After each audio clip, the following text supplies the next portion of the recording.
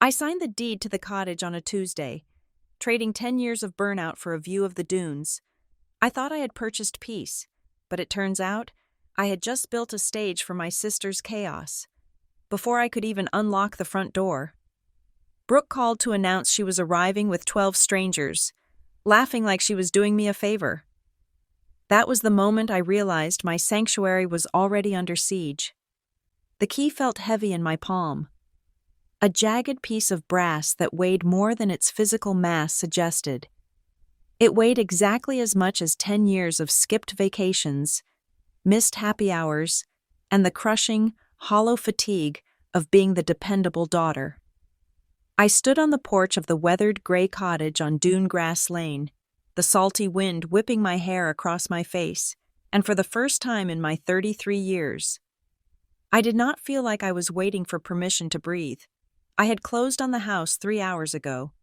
The signing at the title company had been a blur of paperwork and polite nods, but the reality of it only hit me now.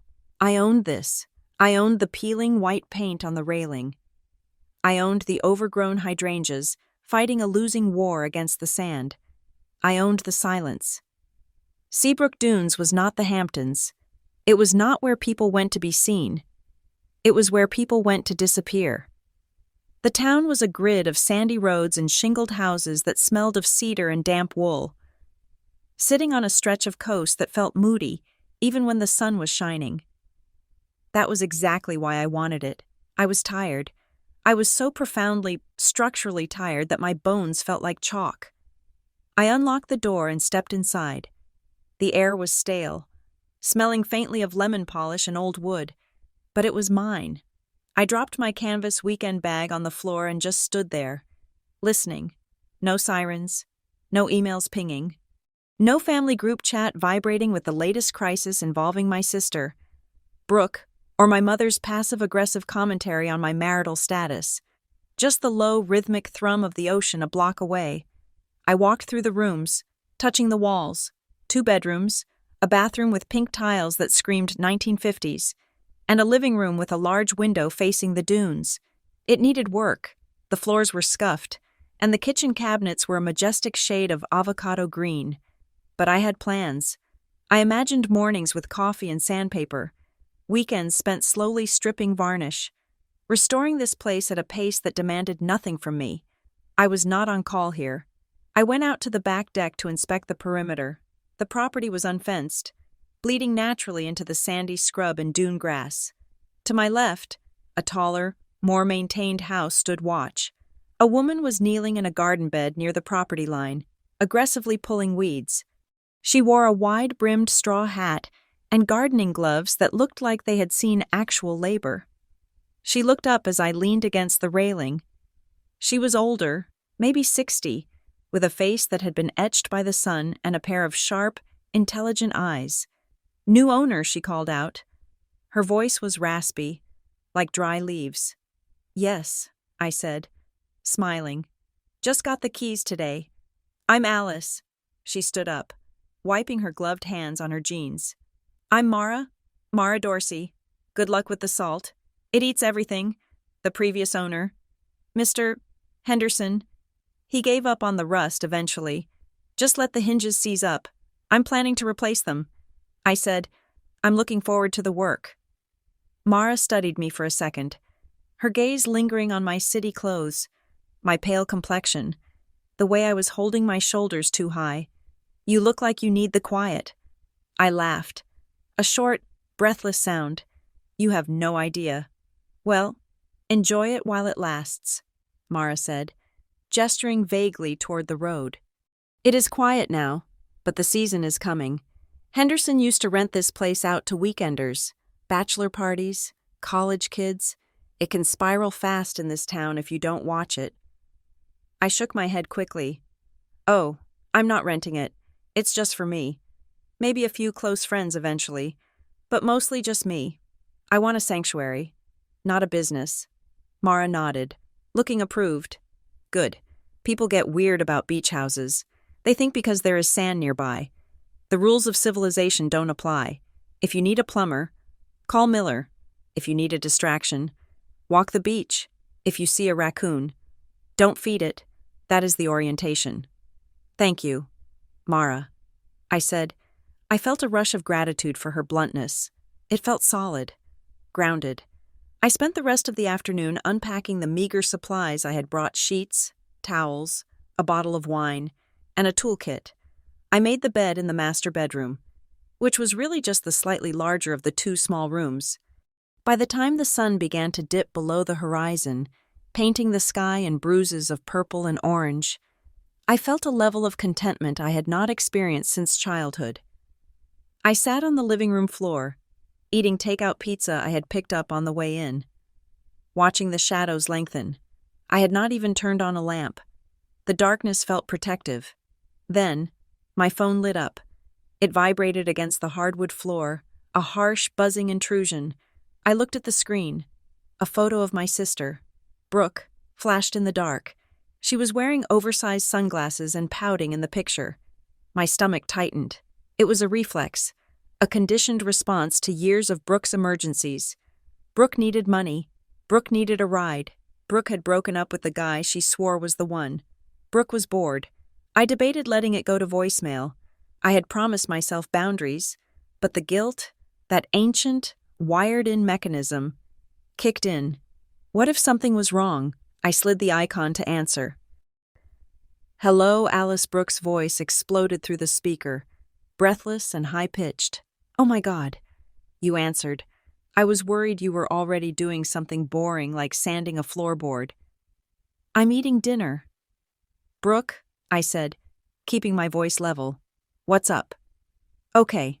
So, do not freak out, she said, which was the universal signal that I should absolutely freak out. But I have the best news. I know you are down there all alone in that sad little shack, and I thought, absolutely not. My baby sister deserves a celebration. So, I am coming down. I froze. A piece of pepperoni pizza hung halfway to my mouth. Brooke, I said, trying to find my footing. I literally just got here. The water wasn't even turned on until 4 hours ago. I don't have furniture in the living room. It's not a good time for a visit. She laughed. A dismissive, tinkling sound. Don't be dramatic. We don't need furniture. We need vibes. And listen, it is not just me. I'm bringing the crew. We are all packed. We are basically in the car. The crew, I repeated. My hands started to tremble. Who is the crew? Just the usual. She rattled off names. People I vaguely knew from her Instagram stories. People who lived loud, expensive lives that Brooke could not afford, and a few others. 12 of us total. Maybe 13 if Jason brings his new girlfriend. But she is tiny. She doesn't count. 12, I choked out the word. Brooke, no. Absolutely not. The house is 1,200 square feet. There is one bathroom. I have one bed. You cannot bring 12 people here. Alice. Stop, she said, her voice shifting from sweet to sharp. You are doing that thing you do. That panic thing. We are bringing air mattresses. We are bringing coolers. We are bringing the party to you. You owe yourself fun. We will help you break it in. It is a housewarming. I stood up, pacing the empty living room. The peace I had felt 10 minutes ago was gone, replaced by a frantic, buzzing heat in my chest. Brooke, listen to me, I said, trying to channel Mara's firmness. I am serious. I am not hosting a party. I am tired. I need to be alone. Come down next month. Just you. We can have dinner, but you cannot bring a festival to my house tonight. There was a pause on the line. When she spoke again, her voice was cold. I already told everyone we were coming. Alice, we are leaving the city in an hour. Don't be like that. Don't be the sister who says no to everything. It is embarrassing. She hung up. I stared at the phone, stunning silence ringing in my ears. She wasn't asking. She was informing. Before I could even process the violation, my phone buzzed again, and again, and again. A cascade of notifications flooded the screen. Brooke added you to the group. See Brooke takeover. Brooke changed the group icon. Number ending in 4590. Yes, beach weekend. Number ending in 3321. Is there a hot tub? Please say there is a hot tub. Number ending in 9988. I'm bringing the tequila. I watched, paralyzed, as strangers discussed my home. They were claiming spaces they had never seen. Brooke posted a message. "Okay, guys, Alice is being a little stress ball, so we need to bring the good energy. Shotgunning the master bedroom for me and Tate." Sorry, not sorry. People reacted to her message with laughing emojis and hearts.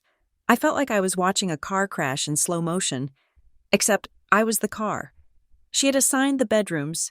She had invited 12 people. She had labeled me the stress ball to preemptively delegitimize any objection I raised.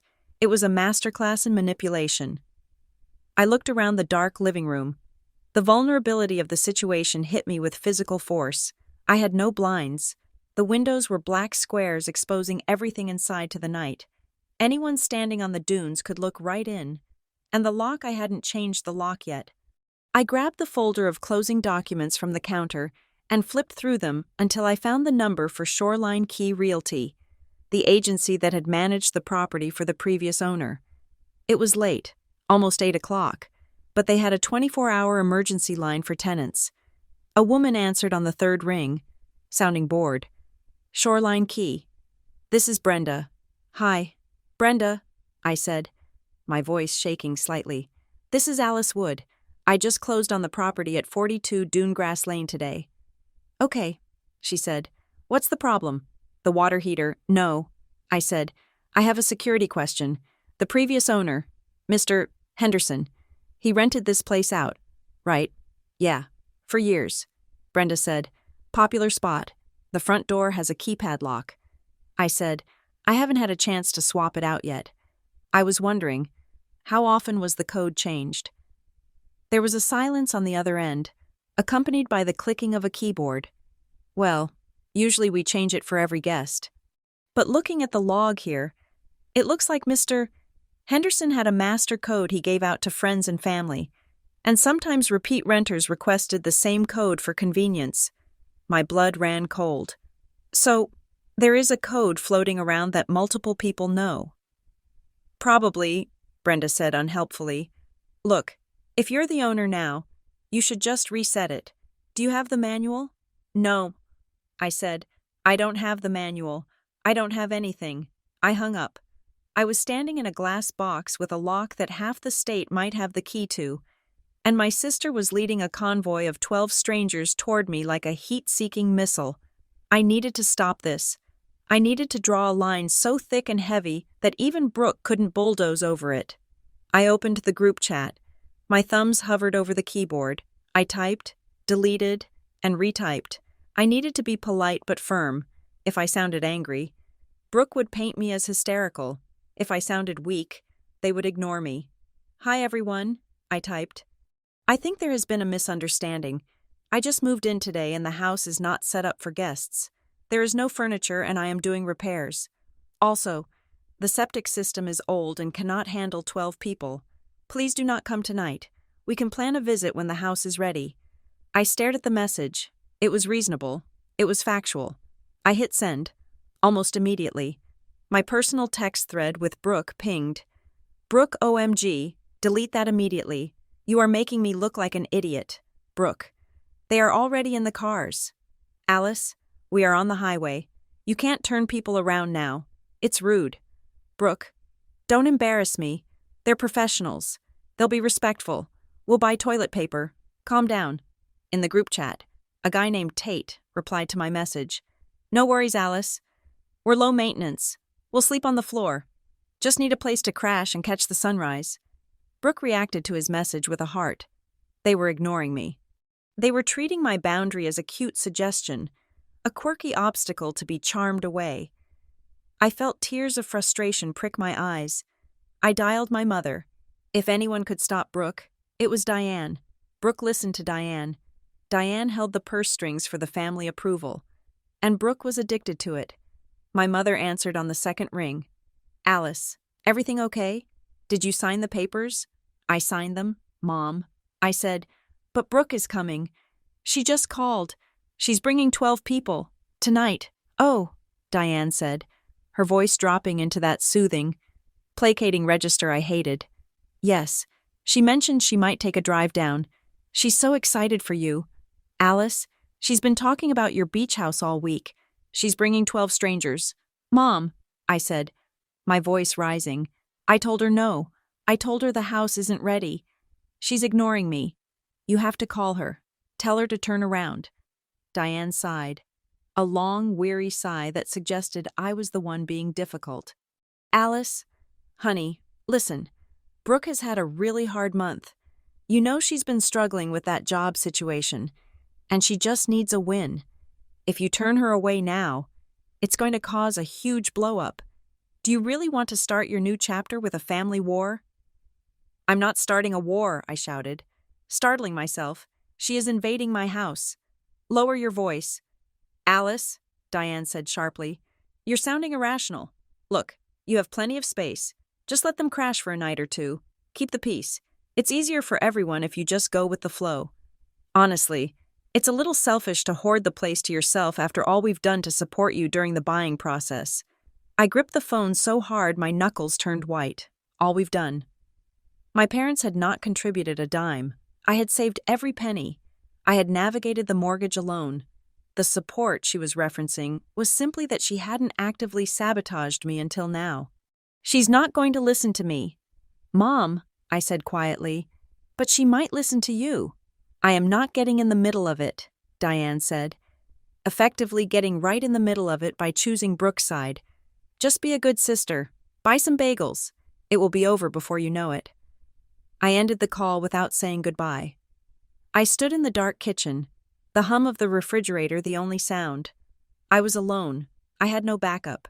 My mother had just confirmed the family policy. Brooke's desires were emergencies. My boundaries were inconveniences. I looked at the front door. I looked at the dark windows. If I locked the door and refused to open it, Brooke would stand on the porch and scream. She would cause a scene that would wake up Mara and the entire neighborhood. She would make me the villain of Seabrook Dunes on my first night. I couldn't do that. I didn't have the stomach for the public spectacle, but I would not be a victim. If they were coming, I was going to treat this like what it was, a hostile occupation. I grabbed my keys and ran out to my car. I had about 2 hours before they arrived. I drove to the 24-hour superstore 10 miles down the highway. The fluorescent lights hummed overhead as I marched down the aisles, fueled by a cold, sharp anger. First, I went to the electronics section. I bought 3 wireless security cameras, the kind that stuck to the frame and recorded to the cloud. One for the front door, one for the back deck, one for the living room facing the entry. If they were going to be here, I was going to watch them. Next, I went to the office supply aisle. I bought a pack of printer paper and a thick black permanent marker. Finally, I searched for a locksmith on my phone. Most were closed, but I found a frantic-looking ad for a 24-hour emergency service. I called the number. It's double the rate for a night call. The man on the phone grunted. I don't care, I said. I need the front door rekeyed. Tonight. Can you be at Dunegrass Lane in 45 minutes? I can be there in an hour. Do it. I drove back to the house, my heart pounding a steady rhythm against my ribs. I set up the cameras first. I mounted the front door camera high, where it couldn't be easily reached. I synced them to my phone, watching the grainy night vision feed appear on my screen. Then, I sat at the kitchen table and wrote. I didn't write a welcome note. I wrote a contract. Guest Agreement 1. Quiet hours start at 10 p.m. No exceptions. 2. No parking on the street. Driveway only. 3. No additional guests beyond the arriving group. 4. No smoking inside. No glass on the deck. 5. You break it, you pay for it. Immediately. I taped the paper to the refrigerator door with duct tape. It looked aggressive. Good. The locksmith arrived in a battered van just as I was finishing. He was a burly man with grease under his fingernails. He didn't ask why a woman with a new house and fear in her eyes needed a new lock at 10 o'clock at night. He just went to work. Within 20 minutes. The old keypad lock was gone, replaced by a heavy-duty deadbolt that required a physical metal key. There was no code to share anymore. There was only the key in my pocket. I paid him in cash and watched him drive away. I stood in the driveway, the cool ocean air biting at my skin. I could see headlights in the distance, turning off the main highway onto the road that led to the dunes, A convoy. My phone buzzed. Brooke almost there. I didn't reply. I walked back inside, locked the new deadbolt, and waited. I wasn't the sweet little sister anymore. I was the landlord. And if Brooke wanted to turn my sanctuary into a circus, she was going to find out that the ticket price had just gone up. I checked the camera feed on my phone one last time. The image was clear. I was recording. Let them come. The silence broke not with a knock, but with the bass line of a pop song vibrating through the floorboards. I watched the camera feed on my phone. 3 cars, not just cars, SUVs packed to the roof racks. They swerved into the driveway, headlights sweeping across the front of the house like searchlights. One car didn't even aim for the gravel. It rolled right onto the tufts of dune grass I had admired earlier that afternoon. I opened the new deadbolt and stepped onto the porch. The air, previously smelling of salt and cedar, was now thick with exhaust and the screech of opening car doors. Brooke was the first out. She wore a white linen jumpsuit that looked expensive and wildly impractical for unloading luggage. She threw her arms up as if she were greeting a stadium. "We made it," she screamed. A chorus of whoops answered her. Doors flew open, and people spilled out like clowns from a tiny car. I counted them. 1, 2, 10, 12 adults, plus Brooke, 13 people. In a 2-bedroom cottage, I walked down the steps, my arms crossed over my chest to keep my hands from shaking. "Hi, Brooke," I said. She rushed at me, enveloping me in a hug that smelled of white wine and heavy perfume. "Alice, look at this place. It is adorable." She pulled back, keeping her hands on my shoulders, and turned to the crowd of strangers who were currently dragging coolers and suitcases across my lawn. "Everyone, this is Alice, my baby sister, the one who finally did something exciting." A few people waved. A guy with a backwards baseball cap saluted me with a beer bottle he had already opened. "Nice shack." "Alice," he yelled. I forced a smile that felt like it might crack my face. "Welcome. Please, can we keep the noise down? The neighbors are close." Brooke waved a hand dismissively. "It is the beach. Alice, no one sleeps at the beach. Come on, help us unload." Tate brought the good speakers. My stomach dropped. Speakers, I followed them inside. It happened so fast. 1 minute, my living room was a quiet, empty box of potential. The next, it was a frat house. Someone had already cranked up a playlist. A mountain of bags was growing in the center of the floor. I stood by the door, trying to act like a gatekeeper. "Shoes off, please," I called out, pointing to the mat. "We have new floors." A tall woman with bleached blonde hair breezed past me, wearing platform sandals. "Oh, sorry, lace-ups are a nightmare," she said, not breaking stride. She marched right across the living room, leaving faint, sandy crescents on the hardwood. I gritted my teeth. "Brooke," I hissed. Brooke was in the kitchen, opening my cabinets. "Where are the wine glasses? Do you seriously not have wine glasses, Brooke?" I said, louder. "The shoes. And the cars. Someone is parked on the grass. They need to move. The septic tank is out there." Brooke rolled her eyes. A gesture so familiar, it made me feel 12 years old again. "Alice, relax. You are vibrating. Look at you." She turned to the guy with the beer. "Jason, move the car off the grass. Alice is worried about the poop tank." Jason laughed. "You got it." "Boss," I tried to regain control. "Listen, everyone," I shouted over the music. "Just a few things. Please park in the driveway only. No shoes inside. And please, be mindful of the noise. This is a quiet town." Brooke stepped in front of me, wrapping an arm around my waist. She leaned into the room, addressing her friends with a conspiratorial grin. "She is just stressed. Guys, ignore her. She has been renovating all day. We are here to help her loosen up." The group laughed. I was not the owner anymore. I was the buzzkill. I was the quirky, uptight obstacle to their good time. I pulled away from Brooke and went to the front door to ensure Jason actually moved the car. He did, but he left 2 deep tire ruts in the soft earth where the grass had been. I stared at the ruts. It was starting. By midnight, the house felt like it was vibrating.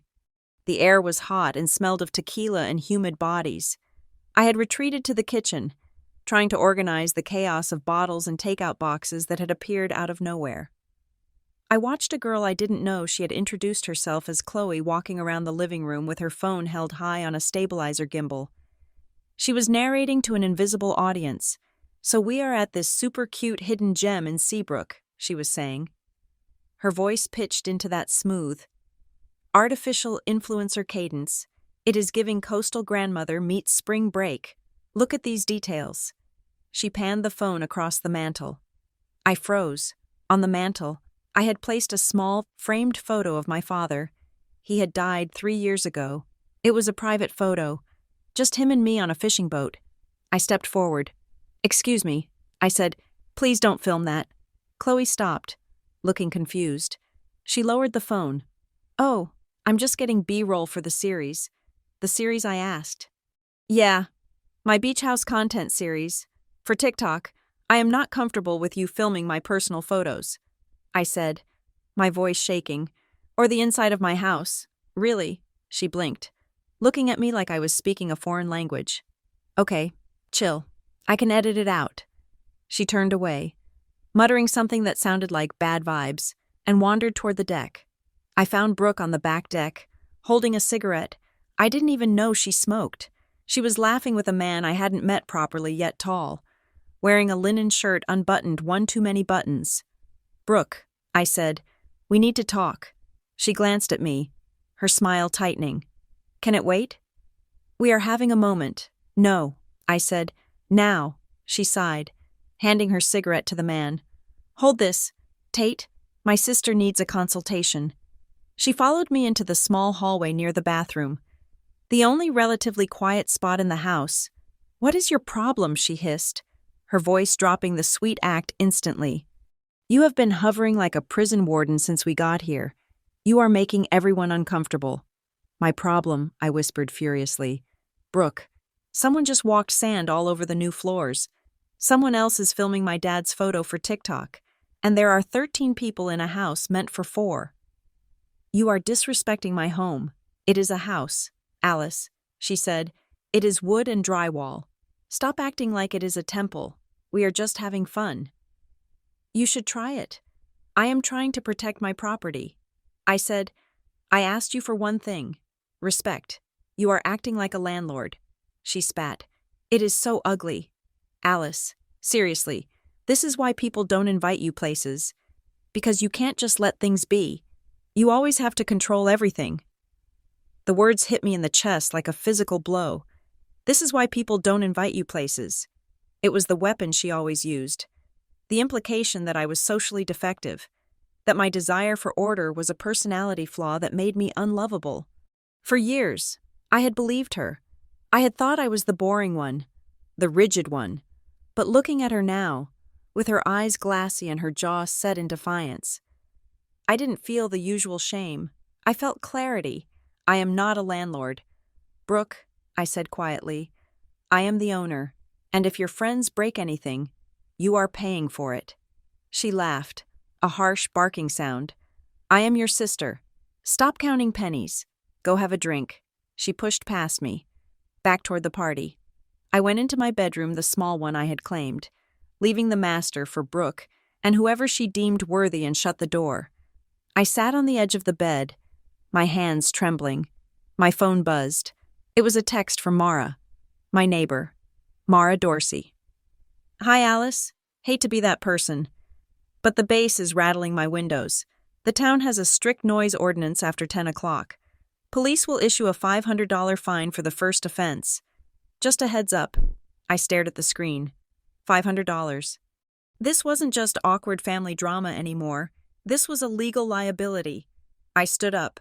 I couldn't just hide in the bedroom. I had to manage this. I walked back out into the living room. It was 1 a.m.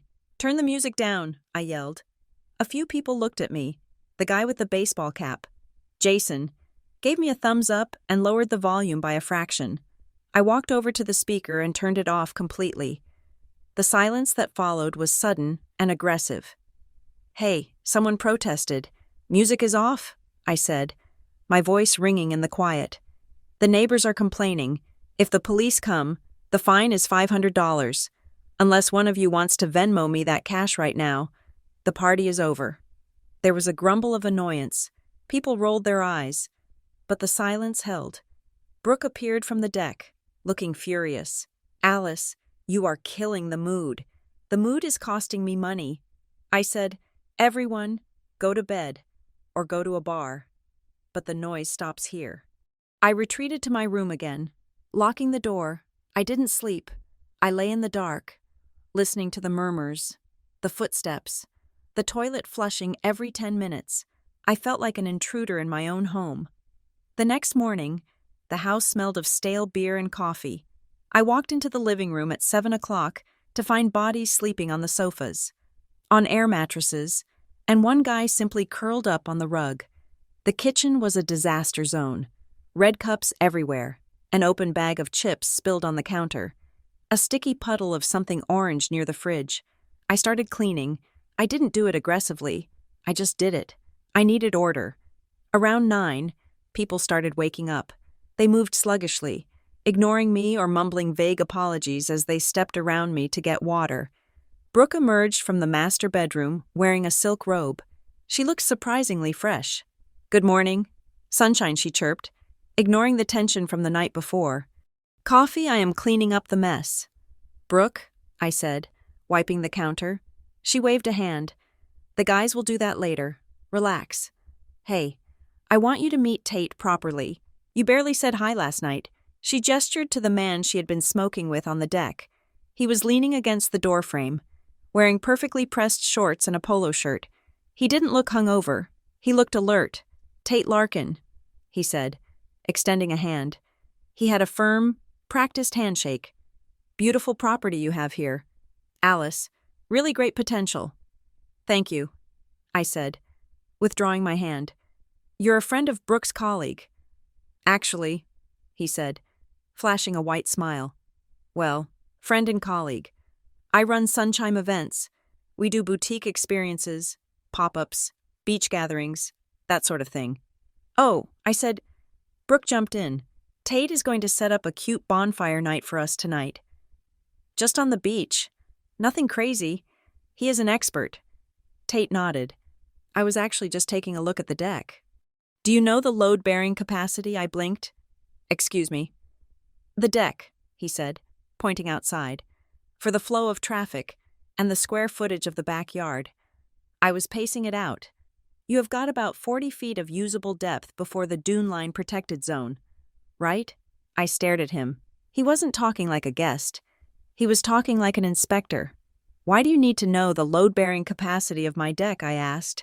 He shrugged. Easy and casual. Just safety. Occupational hazard. I like to know the specs. We want to make sure everyone is comfortable. I looked at Brooke. She was studying her fingernails, avoiding my eyes. Brooke, I said, is there something going on? She looked up, her eyes wide and innocent. What no? Tate is just being helpful. He is an experience planner. He plans experiences. It felt off. It felt slick. The way Tate looked at the house wasn't with appreciation. It was with calculation. He was measuring it. I need to check my email, I said, needing to get away from them. I went to my room and opened my laptop. I didn't know why, but Tate's company name stuck in my head. Sunshine Events. I typed it into the search bar. A website popped up. Slick, modern design, curated coastal memories, exclusive pop-up dining parties. The photos showed elaborate setups on beaches tables, string lights, arches. I went to my own email. I wanted to see if Brooke had sent me anything about this guy before. I searched Tate in my inbox. Nothing. Then I searched Sunshine. One result appeared. It wasn't an email to me. It was an email from me. My heart stopped. It was in my sent folder. No. That was impossible. I looked closer. It wasn't my primary email. It was from an old Gmail address I hadn't used in years, alicewood88@gmail.com, one I had shared with Brooke years ago for a joint family calendar. I clicked on it. The email was dated 2 weeks ago. Subject venue permission, Seabrook. Hi Tate. So excited to work with Sunshine. This email confirms you have full access to the property at 42 Dune Grass Lane for the weekend of the 31st. As the owner, I authorize the setup of the sunrise gathering and the evening bonfire event. My sister Brooke will be handling the on-site logistics. Best, Alice Wood. I sat there, frozen. The room seemed to tilt. I had not written this. The tone was mine, breezy, professional, but the words were a lie. Brooke. She had logged into my old account. She had impersonated me. She had given written permission to a vendor to use my home as a venue. I felt a cold flush of nausea. This wasn't just a party. This was a gig. Brooke wasn't just visiting. She was working. Or worse, she was selling access to my house. I stood up, my chair scraping loudly against the floor. I wanted to storm out there and scream. I wanted to shove the laptop in her face. But then I remembered Mara's warning. Fines can escalate quickly. And I remembered Tate's question about the deck. Load-bearing capacity. If I confronted Brooke now, she would lie. She would say it was a misunderstanding. She would gaslight me until I doubted my own eyes. And Tate, this slick experience planner, he was already here. I needed to be smart. I needed evidence. I took a screenshot of the email. I saved it to a hidden folder on my desktop. I forwarded the email to my current, secure work address. Then I stood up and walked back into the kitchen. Brooke and Tate were huddled over his phone, looking at a digital mood board. They stopped talking when I entered. "Everything okay?" Brooke asked, testing the waters. I forced my face into a mask of calm. I channeled every ounce of professional detachment I had learned in 10 years of corporate meetings. "Fine," I said, "just checking some work things." Tate smiled. "So, Alice, about the deck. Do you mind if my crew drops off some chairs later, just for the bonfire?" His crew. I looked at him. If I said no right now, things would get ugly fast. And I didn't know how deep this went. I needed to know what the package was before I blew it up. "Just keep it off the dunes," I said, my voice flat. "The town fines for disturbing the grass." Tate nodded. "Understood. We are professionals." I walked past them to the coffee pot. My hands were steady now. The shaking had stopped. I wasn't the little sister anymore. I was a witness building a case. I poured my coffee and took a sip, watching Brooke out of the corner of my eye. She looked relieved. She thought she had gotten away with it. She thought I was just the passive, tired Alice who would grumble and then fold. She had no idea that I had just saved the receipt that would end her. I walked over to the sliding glass door. The content creator, Chloe, was back at it, moving my labeled storage bins around on the deck to create a better aesthetic for her shot. "Hey," I called out, opening the door. Chloe looked up, startled. "Please put those back exactly where you found them," I said. "And Chloe?" "Yeah, if you film inside the house again, I will confiscate your phone." I didn't wait for her answer. I slid the door shut and locked it. Brooke stared at me, her mouth slightly open. I smiled at her, a tight, thin smile, just keeping the peace. "Brooke," I said, "just like you wanted." I went back to my room and opened a new note on my phone. I titled it Incident Log. Entry 1, Unauthorized Vendor Sunchime Events on Site. Entry 2, Discovery of Forged Permission Email sent by Brooke. Entry 3, Tate Larkin asking about occupancy limits. I typed it all out. Every violation, every timestamp. The beach house was no longer a sanctuary. It was a crime scene. And I was the detective who was going to solve it. Later that afternoon, the atmosphere in the house shifted. It became industrious. The friends weren't just lounging anymore. They were moving with purpose. Someone was ironing a tablecloth.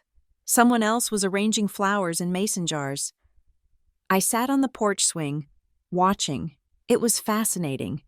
In a horrified sort of way, they were treating my home like a stage set. Brooke came out, holding 2 glasses of lemonade. She looked nervous. "Here," she said, offering me one. "Peace offering." I took the glass. "Thanks. Listen, Alice," she said, sitting next to me. "I know this is a lot.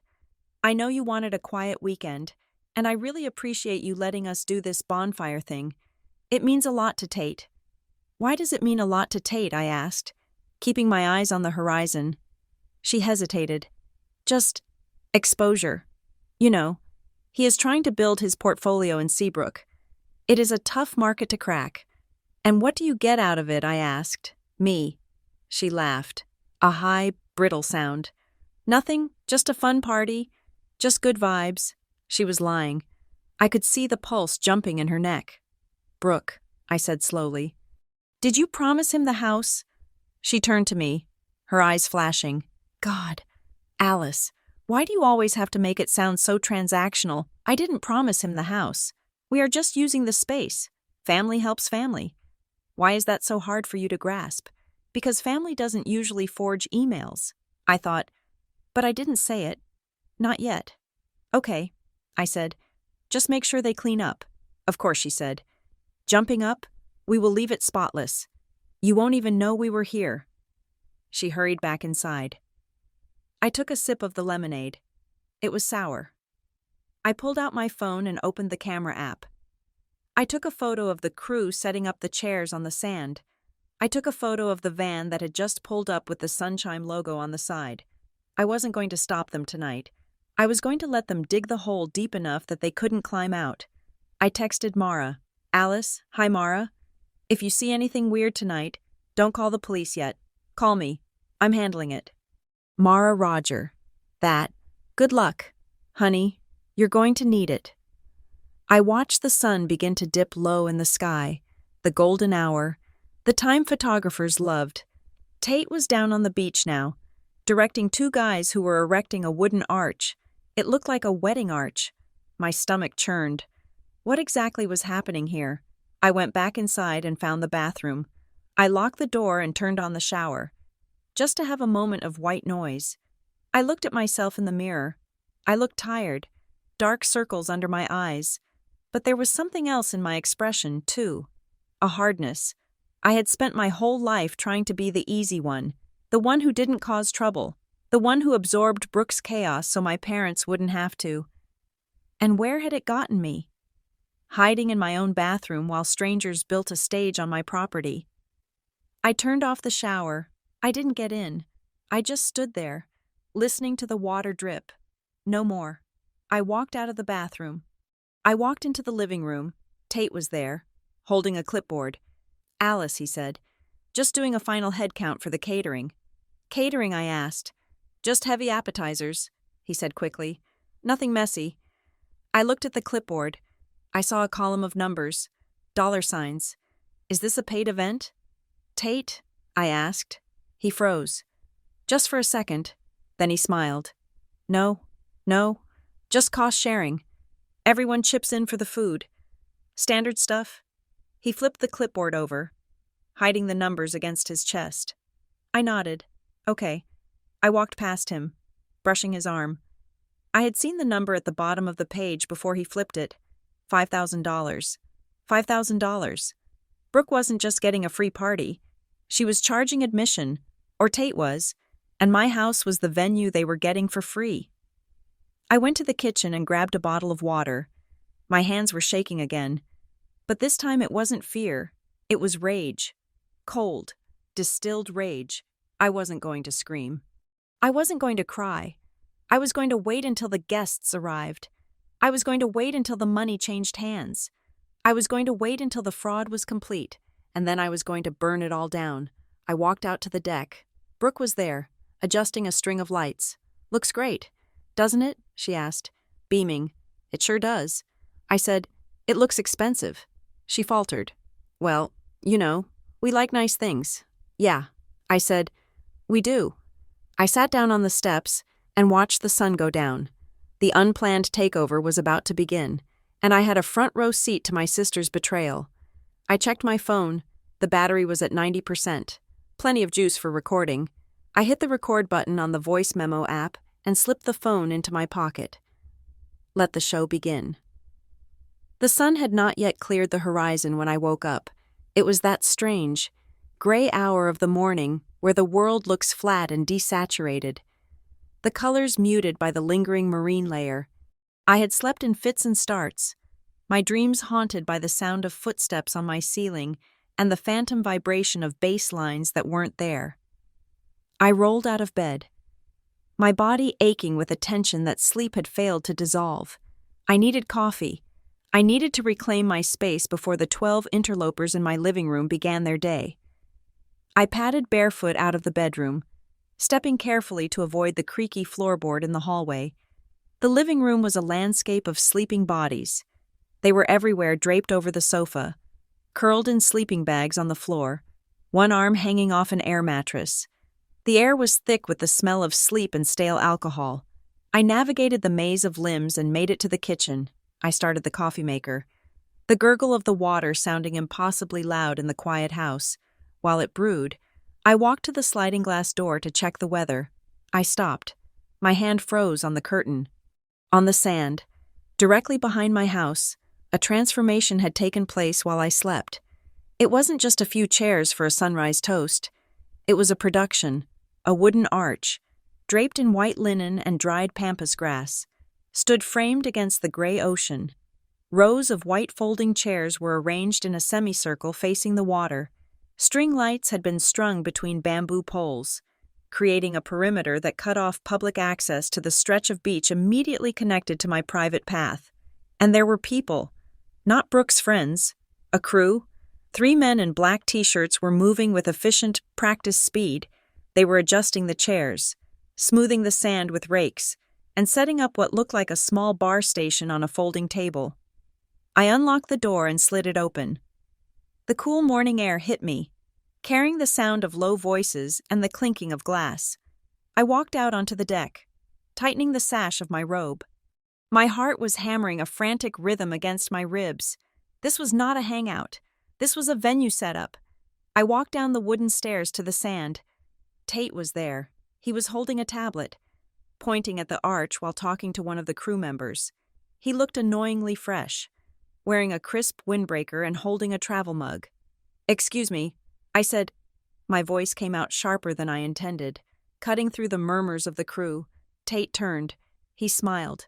That same slick, practiced expression from the day before. "Morning. Alice, great sunrise coming up. The fog is going to lift right on cue." "What is this?" I asked, gesturing to the rows of chairs. "Just the setup," he said easily. "We wanted to make sure everything was ready for the golden hour. The light is key for the deliverables." "Deliverables," I repeated. The word hung in the air, heavy and corporate. He waved a hand dismissively, as if realized he had used the wrong vocabulary for a civilian. "You know, the photos. The memories. We want it to look perfect." I looked at the bar station. I saw bottles of high-end champagne. I saw a professional camera rig sitting on a tripod case. "Tate," I said, stepping closer. "This looks like a wedding or a commercial shoot. This is not a casual friends hangout." He laughed, but his eyes didn't participate. "Alice, you are overthinking it. It is the deluxe package. Brooke wanted to treat everyone. It is just an elevated beach day. Sunshine specializes in elevation. Deluxe package. Deliverables." My stomach dropped. This was a transaction. My home was the product. I turned around and marched back up the stairs. I needed to find Brooke. Now. I found her in the kitchen. She was awake, surprisingly, leaning against the counter and drinking my coffee. She was wearing a silk kimono and had eye patches on under her eyes. She looked up as I stormed in, and I saw a flicker of apprehension cross her face before she smoothed it into a smile. "Good morning," she chirped. "Did you see the beach? Tate is a wizard, right? It looks magical. It looks like an event." "Brooke," I said, keeping my voice low so I wouldn't wake the room full of sleeping strangers. "A paid event." She rolled her eyes, blowing on her coffee. "Oh, stop. It is just a sunrise gathering. We are going to drink mimosas and watch the sun come up." "Why do you have to make everything sound so sinister?" Tate mentioned deliverables, I said. "He talked about a package." "Brooke, look at me. Is this a commercial shoot?" She hesitated. She set the mug down, the ceramic clicking against the granite. "Okay, so, Chloe, you know Chloe, the one with the camera. She is growing her brand." "Okay, and she has a partnership with a sparkling wine company. They just need a few shots of a luxury coastal lifestyle for their campaign." It is not a big deal. I stared at her. Not a big deal. You are letting a brand shoot a commercial on my property without my permission, I whispered, my voice trembling with rage. Do you know the liability involved in that? Do you know I could be fined or sued if someone gets hurt? Alice, relax, she hissed. It is free promotion. Chloe is going to tag the location. Do you know how much people pay for that kind of exposure? If you ever want to rent this place out, this will put you on the map. I don't want to be on the map, I said, my voice rising. I want to live here. I don't want influencers tagging my address. So strangers can show up and take selfies in my driveway. Shh, she said, glancing anxiously at the living room. You are going to wake everyone up. Stop being so dramatic. It is happening. Okay, the crew is already here. Just let them take the pictures, drink some champagne, and it will be over in 2 hours. No, I said. The word hung there.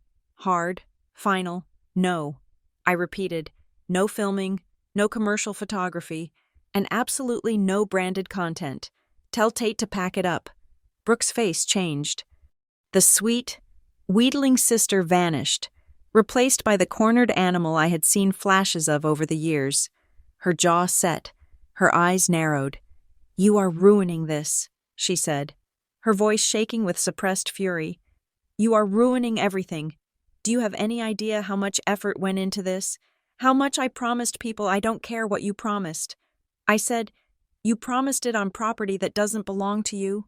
You are so selfish, she spat.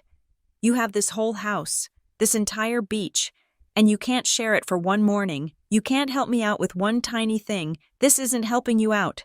Brooke. This is exploitation. She slammed her hand on the counter. The noise cracked through the room like a gunshot. In the living room, someone stirred and groaned. I am calling Mom, she said, grabbing her phone. I am not dealing with you when you are like this. She stormed out onto the deck, sliding the glass door shut behind her with enough force that the pane rattled in its frame. I stood there, shaking. My hands were vibrating so hard I had to grip the edge of the counter to steady myself. 10 minutes later, my phone rang. The screen said Mom. I stared at it. I knew exactly how this conversation would go. I knew the script by heart, but I picked it up anyway. Hello, Alice? Diane's voice was tight, layered with that specific disappointment she reserved for me. Brooke is crying. She says you are throwing everyone out. I am not throwing everyone out. Mom, I said, fighting to keep my voice steady. I am telling her she cannot host a commercial photo shoot for an alcohol brand in my backyard without a permit or insurance. Oh, Alice. Diane sighed. Always with the rules, always with the technicalities. It is just some pictures. Why do you have to be so difficult?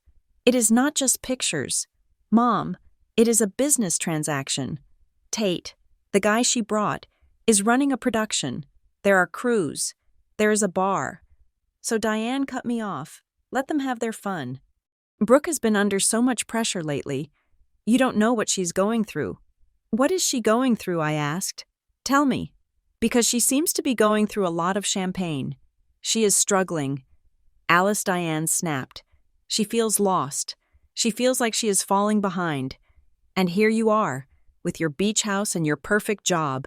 And you can't even give her one weekend to feel special. To feel like she is winning at something. I closed my eyes. There it was, the core of our family dynamic. Brooke's failures were my burden to carry. My success was a weapon I was using against her. Unless I used it to serve her, Mom, I said quietly, I love her, but I cannot set myself on fire to keep her warm. This is illegal. If the town finds me, is Brooke going to pay it? Are you? Diane went silent. Money was always where the rubber met the road. Just try to compromise. Alice, she said finally, her voice weaker, just get through the morning. Don't make a scene. For me. I hung up. I didn't agree. I didn't argue. I just ended the call. I walked to the back door, through the glass. I could see Brooke down on the sand, wiping her eyes while Tate talked to her. He looked agitated. He was gesturing at the sun, which was beginning to crest over the water. He was checking his watch. I needed air, but I couldn't go out back without walking into the ambush, so I went out the front door. I walked to the edge of my driveway, breathing in the salty air. The morning was cool, but sweat was trickling down my spine. Psst, Alice. I turned. Mara was standing by the hedge that separated our properties. She was holding a mug of tea and wearing a thick knit cardigan. She looked like she had been awake for hours. "Morning, Mara," I said. "I'm sorry about the noise last night." She waved a hand. I turned my hearing aids down. "But I see you have got quite the circus out back this morning." "Yeah," I said, rubbing my temples. "A sunrise gathering, apparently." Mara took a sip of her tea, her eyes sharp. "That guy, the one in the windbreaker, Tate." "Yes," I said. "Tate Larkin. I knew I recognized the logo on the van." She said, "Sunchime." I asked around. "My niece lives over in Oakhaven, the next town up. She says they are notorious." "Notorious how?" I asked. "They do these pop-up parties." Mara said, "They find a location, usually a rental where the owner is absentee, or a public beach spot they think nobody watches. They sell tickets online for a secret luxury experience. $50, $100 a head. They bring in booze, music, the works. Then they vanish before the code enforcement can show up." "They sell tickets?" I asked. "That is their model," she said.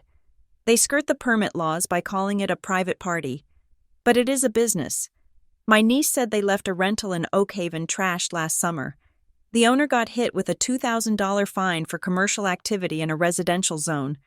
My blood ran cold. Brooke hadn't just invited friends. She and Tate were running a speakeasy on my lawn. "Thanks, Mara," I said. "That is good to know. You be careful." "Honey," she said, "that guy looks like he doesn't like to give refunds." I walked back into the house. The information was settling in my brain. Rearranging the picture. If Tate was selling tickets, or if this was part of a paid package Brooke had bought into. Then there was money on the line, real money. That explained the deliverables. That explained Brooke's panic. I went into the kitchen. The guests were starting to stir. A guy with messy hair was digging through the cabinets. "Do you have any aspirin?" he asked me. "Top shelf, left side," I said automatically. I grabbed the trash can to pull out the coffee grounds bag I had tossed earlier. As I lifted the liner, something caught my eye. It was a crumpled white envelope. It was heavy, high-quality paper. I shouldn't have looked. I should have respected the privacy of my guests. But guests don't forge permission emails. I reached in and pulled it out. It was stained with coffee grounds, but the text was legible. Sunchime Events was printed in gold foil at the top. It was an invoice. Client Brooke Wood Event, Seabrook. Sunrise Bonfire Experience. Date May 31st. Itemization. Setup breakdown $1,500. Catering appetizers /bar $2,000. Photography /media package $1,500. Total due $5,000 and stamped in red ink across the bottom, balance due upon arrival. I stared at the paper. Brooke didn't have $5,000. I knew for a fact she had been borrowing money from our parents for rent 3 months ago. If the balance was due upon arrival, and Tate was still here setting up, that meant she hadn't paid him yet, or she had paid him part of it, and the rest was riding on. What the media package, the sponsor, Brooke was gambling. She was spending $5,000 she didn't have on a party she couldn't afford, likely hoping that the content created would land her friend a sponsorship deal. Or perhaps she had convinced herself she could monetize the event somehow. Or worse, she had borrowed the money from someone else to pay Tate, and she needed the event to go perfectly to pay that person back. "Alice," I jumped, shoving the crumpled invoice into my pocket. Standing in the doorway was a woman I recognized but hadn't spoken to much. Sarah. She was the quiet one, the one who had helped me stack the dishes last night while everyone else partied. She looked anxious. Her arms were wrapped around herself, and she was chewing on her lip. "Hi, Sarah," I said. "Can I talk to you for a second?" she asked. Privately, I nodded. "Come out to the front porch." We stepped outside. The sun was fully up now, casting harsh, bright light on the driveway. Sarah took a deep breath. "Look, I don't want to cause trouble." Brooke is my friend. But this whole weekend is weird, right? You could say that. I said. She looked down at her feet. Brooke has been frantic. For weeks. She called me crying last Tuesday asking for $500. She said she needed it to secure the venue. The venue. I repeated, meaning my house. Yeah, Sarah said. She told us she rented a beach house. She didn't say it was her sister's until we were in the car. She said she put down a huge deposit and she needed help covering the rest until her check cleared. I closed my eyes. She charged her friends. She didn't charge us for tickets, Sarah corrected. She just borrowed. She hit up me, Jason, and Chloe. She promised us it would be this massive, life-changing weekend. She kept saying she had one last thing that was going to fix everything, that if she could just pull off this event, she would get a contract or something I don't know. It sounded messy. It sounded like a desperate woman throwing a Hail Mary pass with someone else's football. She owes Tate money, doesn't she? I asked. I think so, Sarah whispered. I heard them arguing by the van when we got here. He said something about payment on site, or he walks. That is why she is so stressed about the sunrise thing. I think if it doesn't happen, or if it isn't perfect, she is in deep trouble. Thank you for telling me.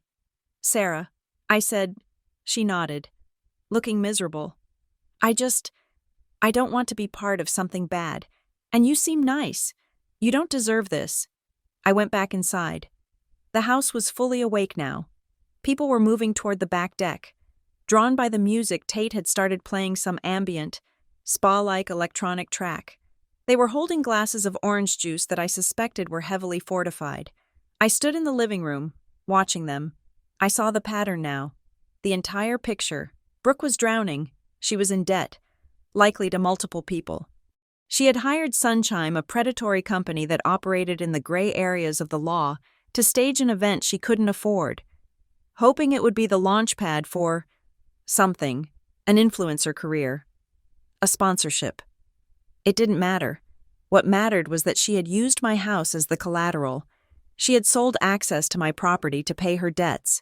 She had forged my signature to make it legal, and she was currently gaslighting me into silence so the house of cards wouldn't collapse.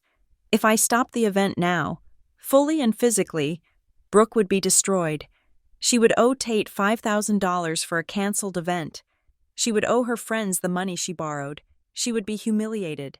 But if I let it continue, I was liable. I was the one who would get the fine.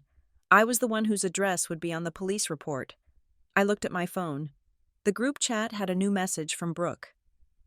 Brooke, everyone come down to the beach. Sunrise toast in 5 minutes. I didn't reply. I walked into my bedroom and closed the door. I sat down at my desk. I was done reacting. I was done being the shocked sister. I opened my laptop. I pulled up the email I had forwarded to myself, the forgery. I pulled up the photos I had taken of the van and the setup.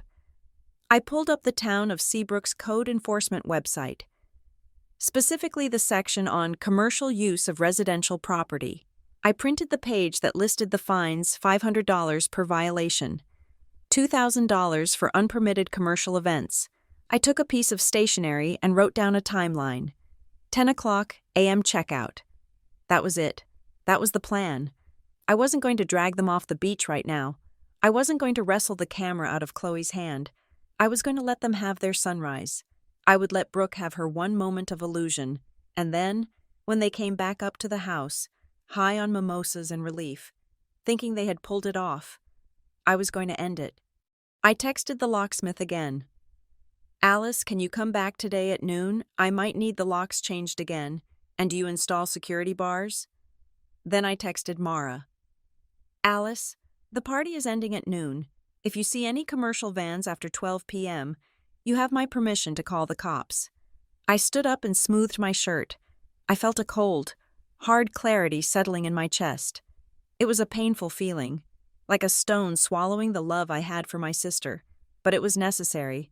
I walked out to the deck, below me, on the sand. The group was cheering. They were tossing rose petals into the air. Chloe was filming. Brooke was in the center of the arch, holding a glass high, laughing. She looked radiant. She looked successful. She looked like she owned the place. Enjoy it, Brooke. I thought, watching from the railing, it is the last thing you will ever take from me. I turned my back on the celebration and went inside to pack their bags. Not literally, I wasn't their maid. But mentally, I was already moving them out. I walked to the refrigerator. I took down the guest agreement I had written the night before. It was too soft, too polite. I threw it in the trash, right on top of the crumpled invoice. I grabbed the marker and a fresh sheet of paper. Notice to vacate all guests and vendors must depart the premises by 12 p.m. today. No exceptions. I taped it to the center of the sliding glass door, right at eye level for anyone coming in from the beach. Then I sat in the armchair facing the door, crossed my legs, and waited for the sunrise party to end. The adrenaline from the morning had soured into a heavy, throbbing headache that settled behind my eyes. The house was quiet, but it was a deceptive quiet, the kind that hangs in the air before a storm breaks. The sunrise gathering had dispersed, leaving behind a trail of sand, sticky countertops, and the lingering, cloying scent of cheap champagne. Brooke and her entourage had retreated to the beach or their bedrooms to recover from their work, leaving me alone in the kitchen with my mounting panic. I needed facts. I was done operating on emotion. I sat at the small kitchen table, my back to the ocean view that now felt like a taunt, and dialed the number for Shoreline Key Realty again. I asked to speak to a manager this time. A woman named Linda answered. Her voice was brisk, the voice of a woman who had dealt with every variation of vacation rental disaster imaginable. I explained the situation carefully. I didn't say my sister. I said unauthorized guests and commercial activity. Here's the reality. Ms. Wood, Linda said, her tone shifting from professional to sympathetic but stern. Seabrook Dunes has a zero-tolerance policy for nuisance properties. The town council passed new ordinances last year. If the police are called to your address twice in a 30-day period for noise or overcrowding, you are designated a nuisance property. And what does that mean? I asked, gripping the phone.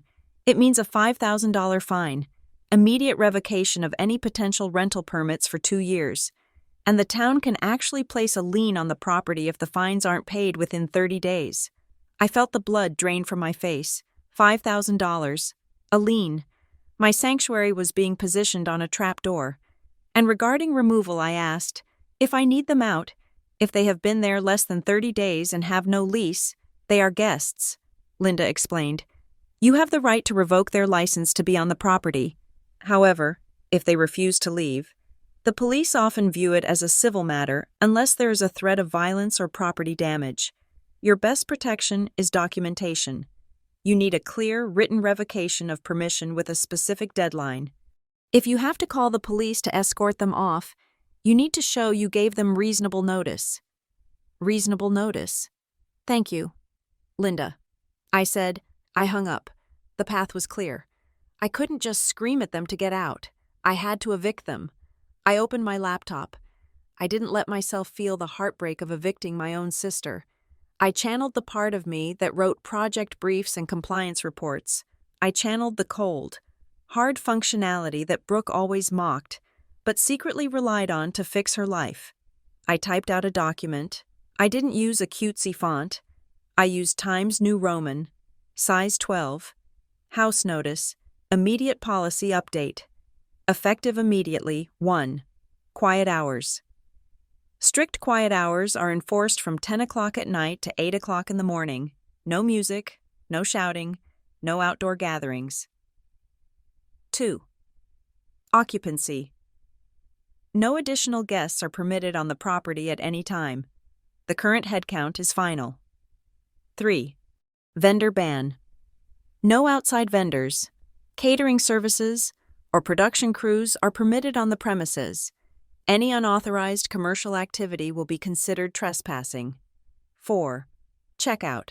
All guests must vacate the property by 10 o'clock in the morning tomorrow, Sunday. This timeline is non-negotiable. Failure to comply with these rules will result in immediate removal. Alice Wood. Homeowner. I read it over. It was harsh. It was necessary. I printed it out. The sound of the printer whirring in the guest room felt like the racking of a shotgun. I took the warm sheet of paper, walked into the kitchen, and taped it to the stainless steel refrigerator with blue painter's tape. It stood out like a warning sign. Then, I took a photo of it. I opened the group chat. Seabrook Takeover, which had been silent for an hour. I attached the photo. Alice, please read. This is serious. The town has strict fines, and I'm not willing to risk my property. Everyone needs to be packed and out by 10 tomorrow morning. I hit send. I waited. The house was silent. But my phone was not. It lit up almost instantly. Brooke LOL. Alice, are you serious, Brooke? You put a sign on the fridge. Who does that? Then, the sound of a door opening. Brooke emerged from the master bedroom. She wasn't wearing her influencer smile anymore. She was wearing a look of pure, unadulterated annoyance. She walked into the kitchen, ripped the paper off the fridge, and crumpled it into a ball. Stop it, she said, tossing the ball at the trash can. She missed. I walked over, picked it up, smoothed it out, and taped it back up. Do not touch it. Brooke, I said, that is legal notice. Legal notice. She laughed. A sharp, jagged sound. Alice, you are acting insane. You are having a breakdown. Is this about the job stress because you are scaring people? I'm not the one scaring people. I said, my voice steady. You invited a commercial enterprise into a residential home without insurance. You forged my signature. She flinched, just barely. But I saw it. I didn't forge anything, she said quickly. I signed for you because you were busy. It was a favor. God, you twist everything. She turned around and walked back toward the living room, where a few of her friends were starting to gather, drawn by the raised voices. Brooke clapped her hands. Okay, everyone. Listen up. Alice is having a little moment. She pointed a finger at her temple and twirled it. She is just super unstable from the move. Brooke continued, her voice dropping to a loud stage whisper. The stress is really getting to her. She's worried about money or something. So, let's just tiptoe. Okay, treat her like she has a migraine. We'll try not to breathe too loud so she doesn't call the cops on her own family. The friends looked at me. Their expressions weren't hostile. They were pitying. They looked at me like I was a fragile, hysterical spinster who couldn't handle a little fun. We're cool. Alice, Jason said, holding up his hands. We won't make a peep. Don't worry about it. Babe, Chloe added, we can go to a bar tonight. We don't want to stress you out more. They were patronizing me. Brooke had successfully reframed my boundary as a mental health crisis. She had turned my authority into a symptom. I felt a hot flush of humiliation climb up my neck. I wanted to scream at them. I wanted to show them the invoice. I wanted to tell them that their fun weekend was a Ponzi scheme built on my credit. But I didn't. If I screamed, I proved Brooke right. If I lost control, I was the unstable one. I took a deep breath. Thank you, I said, my voice cutting through the room. I appreciate you respecting the quiet hours. 10 o'clock checkout tomorrow. I turned and walked out the front door, needing to escape the suffocating weight of their pity. I spent the afternoon in my car, driving aimlessly around the town. I sat in a coffee shop and researched unauthorized tenant removal. I called a locksmith to confirm he could come the next day. I built my fortress of facts, brick by brick. When I returned to the house, it was dusk. The driveway was full of cars. The house was quieter than the night before, but the tension was thicker. I went straight to my room. I didn't want to engage. I didn't want to see them drinking my wine and walking on my floors. I lay on my bed, staring at the ceiling, listening to the murmurs from the living room. They were whispering. I knew they were whispering about me. Crazy Alice. Poor Brooke. Around 11 o'clock at night, the house finally settled. The music stopped. The footsteps ceased. I was just drifting into a fitful sleep when my phone buzzed on the nightstand. It was a notification from the security app. Motion detected. Side entry. I sat up, my heart hammering. The side entry was a door off the laundry room. It opened onto a narrow path that led around to the driveway. It wasn't the main entrance. I tapped the notification to open the live feed. The camera, which I had mounted just 24 hours ago, showed a grainy black and white image of the darkness. Then, movement. 2 figures. Men. They weren't part of the group inside. One was wearing a hoodie. The other had a baseball cap pulled low. They walked right up to the door. "Is this it?" the guy in the hoodie whispered. The audio was crisp in the silence. "Yeah," Brooke said, the side door. The other guy replied. "She said the code is 4821. My stomach dropped to the floor. 4821. That was the old code. The code Mr. Henderson, the previous owner, had used. The code Brenda at the realty office had told me was circulating, but I had changed the front door lock. I had replaced it with a deadbolt. I hadn't changed the side door. I had assumed God. I had been so stupid. I assumed it was just a standard lock. I hadn't even checked if it had a keypad. I watched on the screen as the guy reached out and punched 4 buttons on the lock. Beep, beep, beep, beep. The mechanism whirred. The green light flashed. They were in. I didn't think. I moved. I leaped out of bed and sprinted down the hallway. I hit the living room just as the side door handle turned. I didn't have a weapon. I had my voice and the sheer, blinding terror of invasion. "Get out!" I screamed. I slammed my body against the door from the inside just as it started to open. The wood hit the frame with a deafening crack. "Whoa!" a voice yelled from the outside. I threw the deadbolt.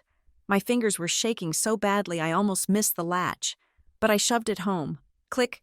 I stood there, panting, my forehead pressed against the cool wood of the door. "Open up!" the guy outside yelled. "We're with the bonfire crew Brooke sent us." "Brooke sent you," I shouted back. "Brooke doesn't own this house.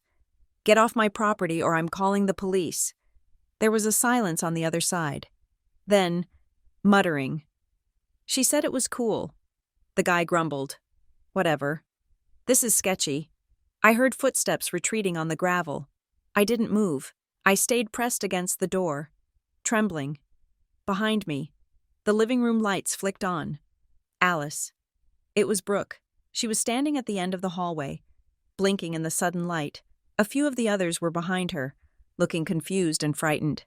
"What is going on?" Brooke asked. "Why are you screaming?" I spun around. The rage that filled me was cold and absolute. "Who are they?" I asked. "Who the men?" "The 2 men who just tried to walk into my house using the code you gave them." Brooke's face went pale. She pulled her robe tighter around herself. I don't know what you are talking about. Don't lie to me." I stepped forward, and the group flinched. The camera recorded them. "Brooke, they said your name. They said..." Brooke said the side door. Brooke said the code is 4821. The room went dead silent. "You gave out the code to the house," I said, my voice dropping to a whisper. "To strangers. At midnight." Brooke looked around at her friends. She looked trapped. I met them at the beach bar yesterday," she stammered. "They were nice. They said they knew Tate. They just wanted to come by for a drink. I didn't think they would just walk in. You gave them the entry code. Brooke, that is walking in. I thought you changed the locks," she cried. Shifting to defense.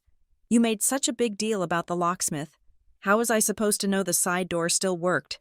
Because you shouldn't be giving out access to my home to anyone." I walked past her. Marching to the kitchen drawer where I had seen a screwdriver earlier, I grabbed it. "What are you doing?"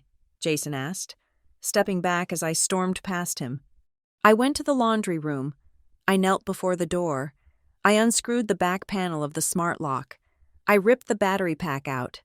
The lock powered down with a dying beep. Then I went to the garage door. I did the same thing. I went to the back sliding door.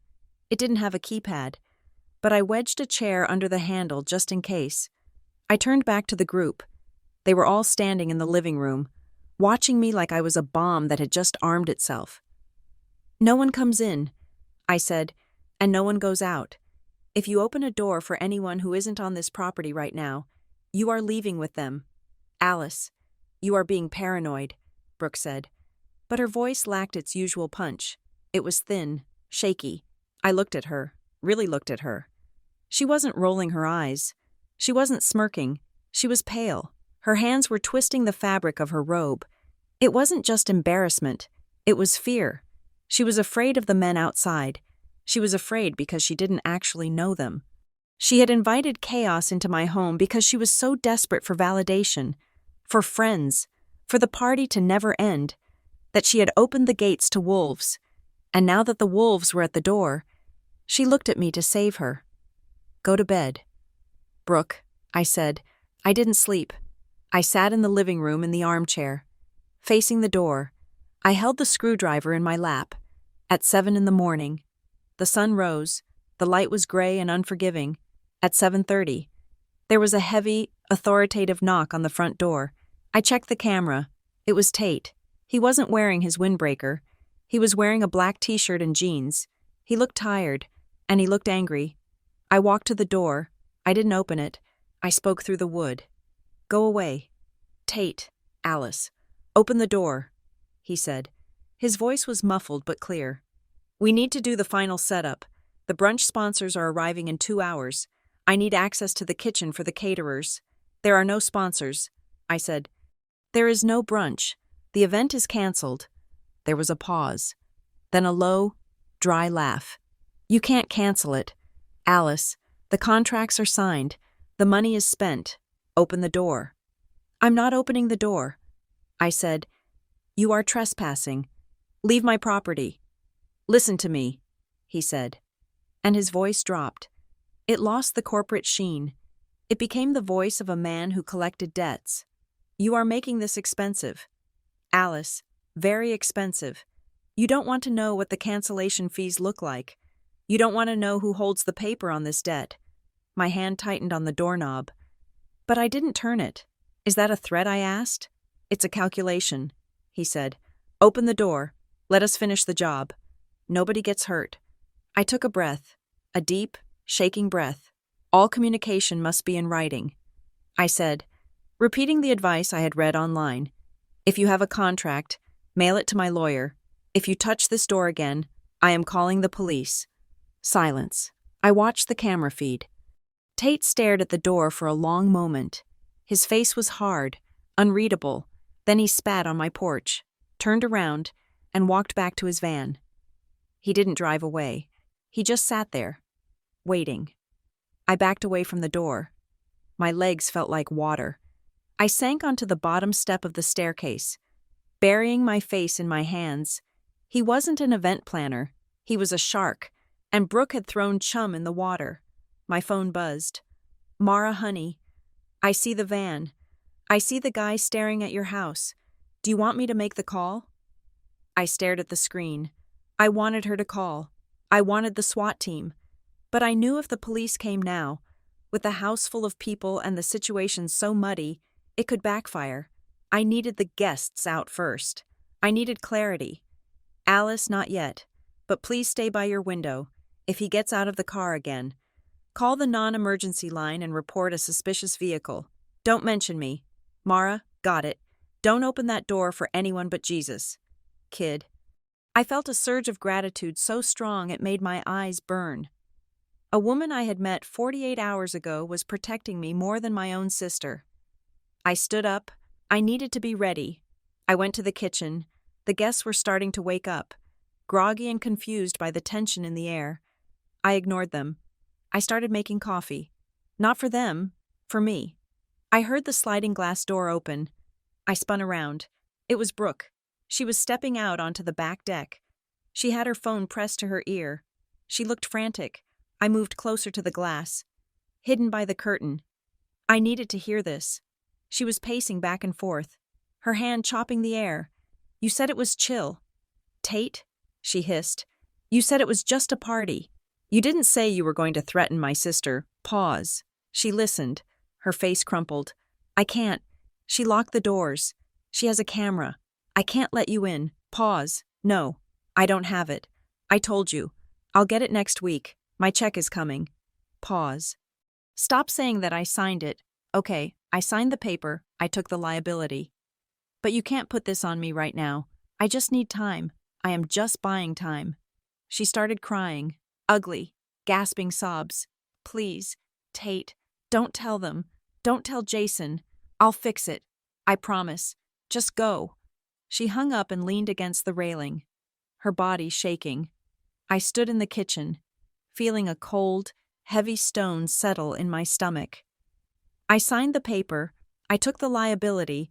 It wasn't just the email. She had signed a contract. She had signed a contract with a predator, putting herself and by extension, my home on the hook for thousands of dollars, and she was terrified that her friends, Jason and the others, would find out she was a fraud. That was the leverage. Brooke didn't care about the law. She didn't care about my boundaries. She cared about her image. She cared about being the fun one, the wealthy one, the one who made things happen. If I exposed her not just to the family, but to her friends, she would crumble. But I didn't want to destroy her. I just wanted my house back. I watched her cry for a moment longer. Then I turned away. I had the truth now. I had the evidence. I had the legal standing. The next day, the checkout deadline was going to be the turning point. I wouldn't scream. I wouldn't fight. I would simply present the reality of the situation, and I would let Brooke choose leave with her dignity in tatters, or stay and face the legal consequences of her fraud. I checked the time. It was 8 o'clock in the morning. I had 2 hours until the deadline I had posted on the fridge.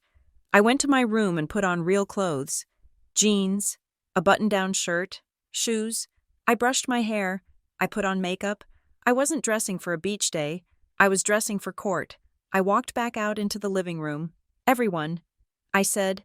My voice was calm, projecting to the back of the room. The room went silent. Brooke wiped her eyes on the deck and looked in. House meeting. Now. I stood by the fireplace, my hands clasped in front of me. I looked at the 12 strangers and my sister. "You have 2 hours," I said. "At 10 o'clock. The locks change again. At 10 o'clock. The police will be called for any remaining trespassers. And at 10 o'clock, I send the security footage of the side door entry to the police." I looked directly at Brooke. "And I forward the email regarding the Sunchime contract to Mom and Dad." Brooke's eyes went wide. She stopped breathing. "Start packing," I said. I sat down in the armchair and watched them. The end was beginning. It was 12 o'clock. The sun was high and punishing, bleaching the color out of the dunes and turning the ocean into a blinding sheet of glass. Inside the house, the air conditioning was humming, battling the heat of 13 bodies and the suffocating weight of unresolved tension. My 10 o'clock deadline for the house meeting notice on the fridge had come and gone, but the house was not empty. It was in a state of suspended animation. Suitcases were half-packed in the hallway, but people were still lingering in the kitchen, making sandwiches, checking their phones, and casting nervous glances at the front door where I had been standing sentry. They were waiting for a reprieve. They were waiting for Brooke to fix it. Brooke was on the back deck, pacing. She had changed into a white sundress, attempting to reclaim the breezy, carefree aesthetic of the weekend, but her posture was rigid. She was talking fast into her phone, her hand chopping the air in short, frantic strokes. I stood at the kitchen island. My laptop was open in front of me. I had spent the last 2 hours compiling a dossier that no sister should ever have to create.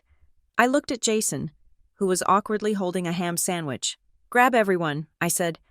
My voice was not loud, but it cut through the low murmur of conversation like a knife. "Living room? Now?" Jason blinked. Okay." He shuffled off to round up the stragglers. Within 5 minutes, the 12 guests and my sister were assembled. The friends sat on the sofas and the floor, looking like teenagers called to the principal's office. Brooke remained standing by the fireplace, her arms crossed, her chin tilted up in a gesture of defiance that I knew was brittle armor. I stood in the center of the room. I didn't fidget. I didn't smile. "Here's the situation," I began. My voice was calm, anchored by the cold. Hard facts I had spent the morning assembling. I posted a notice on the refrigerator this morning. It seems there is some confusion about whether I meant it. Let me be clear. This is not a negotiation. Brooke let out a sharp, incredulous laugh. "Alice, seriously? You are treating your friends like inmates. It is a beach weekend. Stop acting like you are the warden." I turned to her. I didn't take the bait. "The timeline is non-negotiable," I continued, addressing the group. "Everyone leaves by 10 o'clock tomorrow morning. That is the absolute limit. However, the vendor ban is immediate. If Tate Larkin or anyone from Sunchime Events steps foot on this property again, or if I see one more piece of commercial equipment, I am calling the police immediately. No warnings. Brooke stepped forward, her face flushing pink. You can't do that. Alice, we have a schedule. We have plans for tonight. You are ruining everything because you are having some kind of power trip. It is not a power trip. Brooke, I said, it is risk management. Oh my God, she groaned, throwing her hands up. Listen to you, risk management. You sound like a robot. This is what I'm talking about. You have always been like this. Cold, ungrateful. She turned to the group, seeking an audience. You guys don't know the half of it, she said, her voice trembling with manufactured outrage. Our whole lives. Alice has been the perfect one, the one who saves her money, the one who follows the rules. And she thinks that makes her better than us. She thinks because she bought a house, she gets to lord it over everyone. She spun back to me, her eyes wet with angry tears. You didn't build this life on your own. Alice, you think you are so self-made, who supported you when you were crying over your ex, who cheered you on when you got that promotion. Family, we supported you emotionally so you could go out and make your money. And now that you have it, you hoard it. You can't even share a beach house for 3 days without threatening to call the cops. It is sick. It should be a family asset, not your private fortress. The room was silent. Her friends looked down at their laps, uncomfortable but swayed. She had played the card perfectly, the heartless, successful sister versus the warm, chaotic family who just wanted to love her. I felt the old guilt flare up, that familiar ache in my chest that said, maybe she is right. Maybe I am stingy. But then I looked at my laptop screen. I looked at the folder labeled evidence. I took a deep breath. I pushed the guilt down and let the truth stand up. I am not going to argue with you about our history. Brooke, I said, I love you. I have always loved you. But this isn't about my personality, and it isn't about whether I am nice. I walked over to the television mounted above the fireplace. I picked up the HDMI cable I had laid out earlier and plugged it into my laptop. The screen flickered to life. Brooke frowned. What are you doing? I'm showing you why you are leaving. I said. I clicked the first file. It was the screenshot of the email, the one sent from alicewood88@gmail.com. The text was blown up on the 50-inch screen. As the owner, I authorized the setup of the sunrise gathering. My sister Brooke will be handling the on-site logistics. I watched the friends squinting to read it. This is an email sent to Tate Larkin 2 weeks ago. I said, it gives written permission for a commercial event on my property. It is signed with my name. I looked at Brooke. She had gone pale. I didn't write this. I said, I didn't send it. I didn't know about it until yesterday. Brooke shifted her weight. Okay, so I sent it. I told you. I did it for convenience. You were busy with the closing. I didn't want to bother you with paperwork. I was helping, I asked. By forging my signature on a liability waiver, I implied I had authority. She shouted. Because we are sisters. I thought you would be cool with it. I didn't think you would turn into a forensic accountant. I clicked the next file. It was the video footage from the night before. The grainy black and white clip of the 2 men at the side door. The audio played through the TV speakers, loud and clear in the silent room. She said the code is 4821. Beep. Beep, beep. The friends watched, their mouths slightly open. Jason sat up straighter. You gave the entry code to strangers. Brooke, I said, you told the group that you knew these men. You told me you didn't know them. Which is it? I met them at the bar. Brooke stammered. They were friends of Tate's. I just thought. You thought what I asked, that my safety was less important than being popular with the locals. I clicked the third image. It was the photo of the crumpled invoice I had pulled from the trash. Sunchime Events. Balance. Due $5,000. A collective gasp went through the room. $5,000. This isn't a family vacation, I said, my voice hardening. This is a gig. You are charging admission, or you are paying for something I didn't agree to. Brooke's story collapsed. It didn't crumble slowly. It shattered. She looked around the room, her eyes darting from face to face, looking for an ally. But the friends weren't looking at her with pity anymore. They were looking at her with confusion and suspicion. I handled it," Brooke cried, her voice rising to a shriek. "I told everyone it was handled. I just wanted it to be nice. I never meant to hurt you. Alice, I just wanted one weekend where I could be the one who made things happen." "Wait a second." The voice came from the corner. It was Chloe, the content creator. She stood up, her phone clutched in her hand. She wasn't filming now. "Brooke," she said slowly, "you told me the venue was comped. You told me Alice was a silent partner. She is," Brooke insisted. "She is my sister. That is practically a partner." "No," Chloe said, stepping forward. "You told me that if I got the shots for the sparkling wine brand, the sponsor money would cover the rental fee you owed." I froze. Rental fee. I looked at Brooke. She looked like she wanted to vomit. "You told them I was charging you rent?" I asked. Brooke didn't answer.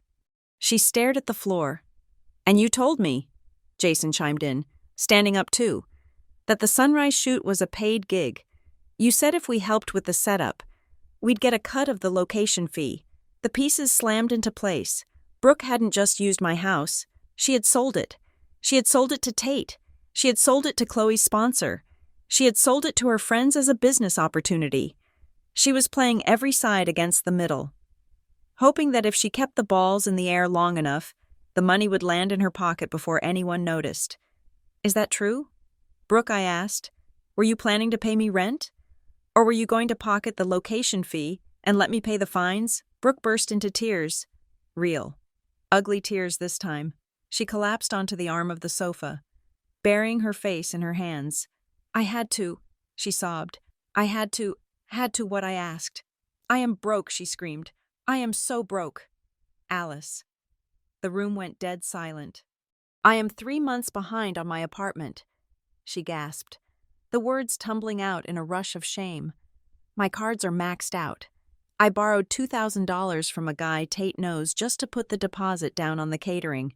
He said if I brought the venue, he would wipe the debt and give me a cut of the ticket sales for the next event." She looked up at me, her face streaked with mascara. "I needed this. Alice, I needed the sponsor money from Chloe's video to pay back the loan. If I don't pay it back by Monday—" She didn't finish the sentence. She didn't have to. Connected to Tate's circle. The threat Tate had made at the door, "You are making this expensive," wasn't about a cancellation fee. It was about a loan shark. My sister had taken a predatory loan to throw a party she couldn't afford, using my house as the collateral. I felt a wave of nausea. This was so much worse than I had imagined. It wasn't just narcissism, it was desperation. And she had dragged me right into the center of it without a life vest. I looked at her friends. They looked horrified. They realized now that they weren't guests. They were props in a con. "Brooke," I said quietly, "you need to leave." She looked up, her eyes wide. "What, you need to leave?" I repeated. "Today. Right now." "Alice, please," she begged, reaching out for me. "You can't kick me out. I don't have anywhere to go. I sublet my apartment for the weekend just to get the gas money to come here." I stepped back, out of her reach. "I am not covering this. Brooke, I am not paying your debt to Tate. I am not paying your rent, and I am not letting you use my home to launder your mistakes." "But he's outside," she whispered frantically. "Tate is outside. If I leave, he'll find me. Then we call the police." I said. "No. No police," she screamed. "You don't understand who these people are." "I understand exactly who they are," I said. "They are the people you invited to my doorstep." I walked over to the kitchen counter and grabbed a notepad. I scribbled 2 numbers on it. "Here's the deal," I said, my voice shaking slightly. "I will help you call a non-profit credit counseling service. I will pay for a consultation with a lawyer to deal with Tate and the debt. I will even pay for a hotel room for you for 2 nights in a safe location where Tate can't find you." I tore the page off and held it out to her. "But you have to leave this house, now, and you have to tell Tate the deal is off." Brooke stared at the paper. She looked at her friends, who were already starting to back away, reaching for their bags. You are choosing a house over your family, she whispered. I am choosing my sanity over your chaos. I said. Just then, the front door opened. We all turned. My mother, Diane, stood in the doorway. She was wearing a pastel cardigan and holding a Tupperware container. She looked around the room, taking in the tension, the crying daughter, the silent friends. Mom, Brooke choked out. Diane rushed forward, dropping her bag on the floor. Oh my God. Brooke, honey, what is wrong, Alice? What did you do? I didn't do anything. Mom, I said, I just showed her the truth. Diane wrapped her arms around Brooke, glaring at me over her shoulder. I drove all the way down here because I had a bad feeling. And look at this. You have her in hysterics. Alice, can't you see she is fragile? She is not fragile. Mom, I said, she is in debt to a loan shark. Diane froze. What? She forged my signature to rent out my house to pay off a gambling debt disguised as an event fee. I said, simplifying it for maximum impact. She owes a man named Tate $5,000, and she invited him here. Diane looked at Brooke. Is that true? Brooke sobbed into Diane's shoulder. I just needed a win. Mom, I just needed one win. Diane's face softened. The denial kicked in instantly, the reflexive need to smooth the edges. Okay, she soothed, stroking Brooke's hair. We can fix it. It is just money. Alice, you can help her. Right? You have the savings. Just pay the man and let's enjoy the weekend. We can work out a payment plan later. I stared at my mother. It was the moment I had feared, the moment I had expected, and yet it still hit me like a physical slap. She wanted me to pay. She wanted me to write a check for $5,000 to a criminal to save Brooke from the consequences of her own fraud. Just so we could have a nice dinner. No, I said. Diane blinked. Excuse me, I said no. I am not paying it. Alice, Diane said, her voice dropping to that dangerous, disappointed register. We are family. We help each other. You have the money. Don't be greedy. It is not greed, I shouted. It was the first time I had raised my voice. It is self-preservation if I pay him. She will do it again. She has been doing it for 10 years. Mom. And you let her, you bail her out, and she learns nothing. And then she comes for me. I pointed at the door. I am done being the collateral. Brooke leaves. Today, if she wants legal help, I will give it. But I'm not giving her a cent of cash. And I am not giving her this house. Diane stared at me. She looked at the TV screen, where the invoice was still displayed. She looked at the fear in Brooke's eyes. She looked at the friends, who were now actively zipping up suitcases. For the first time, I saw the crack in her armor. She saw the balance due stamp. She saw the reality of the sheer scale of the mess. $5,000, Diane whispered. And that is just the start. I said. Diane went quiet. She pulled away from Brooke slightly. She looked shaken. She realized, perhaps for the first time, that her love couldn't afford this bill. Brooke sensed the withdrawal. She panicked. Fine, she screamed, pulling away from Diane. Fine, be that way. Keep your stupid house. Keep your perfect, lonely life. I hope you rot in it. She grabbed her purse and stormed toward the door. Brooke, wait, Diane called. But she didn't move to follow her. Brooke stopped at the door and turned back to me. Her face was twisted into a mask of pure hatred. You think you won, she hissed, but you lost a sister. She slammed the door. The sound echoed through the house, final and hollow. The silence that followed was heavy. Jason cleared his throat. He picked up his duffel bag. We're gonna go, he mumbled. Sorry about everything. Yeah, Chloe said, not making eye contact. Sorry. Alice, we didn't know. They filed out, one by one. 12 people, 12 strangers who had been sold a lie. They didn't look back. Within 10 minutes, the house was empty. Only my mother remained. She stood in the center of the living room, looking small and old. You didn't have to be so cruel, Alice, she said softly. I walked over to the laptop and unplugged the HDMI cable. The screen went black. I wasn't cruel. "Mom," I said, "I was honest. And apparently, that is the one thing this family can't afford." Diane looked at me for a long moment. She looked like she wanted to argue, to scold me, to demand I fix it, but the evidence was still burned into her retinas. The invoice, the police threat. She sighed. A long, shuddering sigh. "I should go find her," she said. "She shouldn't be driving like that." She walked to the door. She paused, her hand on the knob. "You know she loves you, right?" Diane said, in her own way. "I know." I said, "But I can't afford her love anymore." Diane left. I locked the deadbolt behind her. I threw the latch.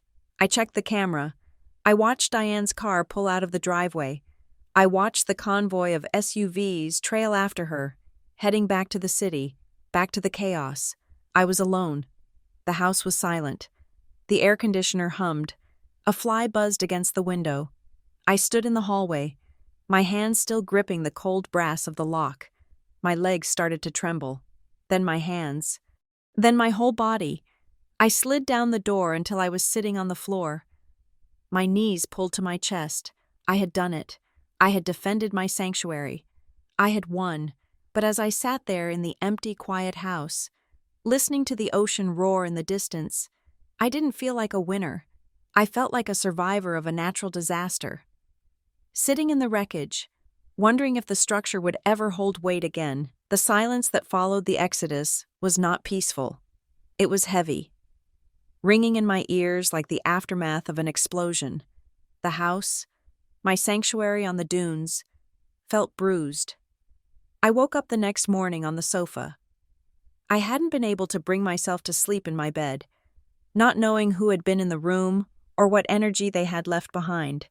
The sun was streaming through the windows, illuminating dust motes dancing in the air, dust kicked up by 13 people who had treated my home like a frat house. I stood up, my joints stiff, and began the inspection. The damage wasn't structural, but it was pervasive. There were scuffs on the new hardwood floors where someone had dragged a cooler. There was a ring of condensation on the antique side table I had bought at an estate sale.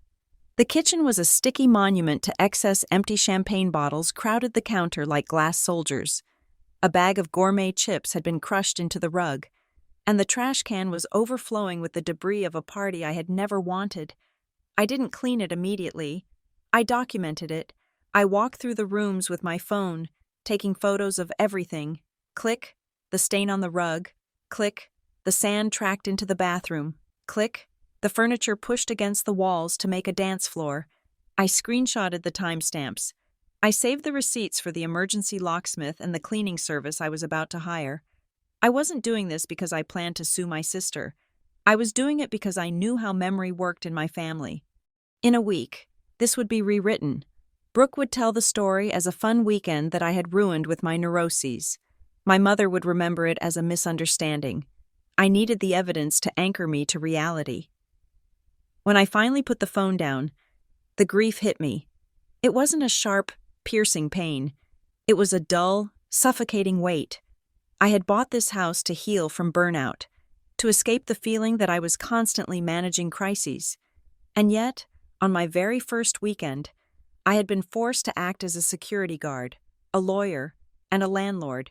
I had to defend my peace like it was a piece of disputed property in a bitter divorce.